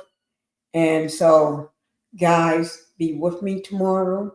And I enjoyed having you all here. And make sure you all hit that like button going out.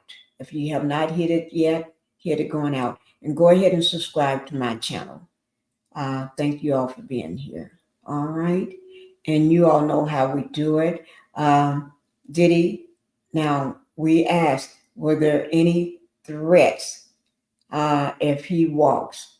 Threats to his so-called friends, his friends. Y'all know his friends. Is he going back to his house? Is he going back? Are people in danger? All right. So, but you all know how we do it going out. Thank you guys. Bye-bye. Yeah, I'm tired of shit, and the coffee ain't hit yet. Damn, ain't that great. I don't want to go to work, cause my boss is a jerk, and I'm not even that paid. I need a change.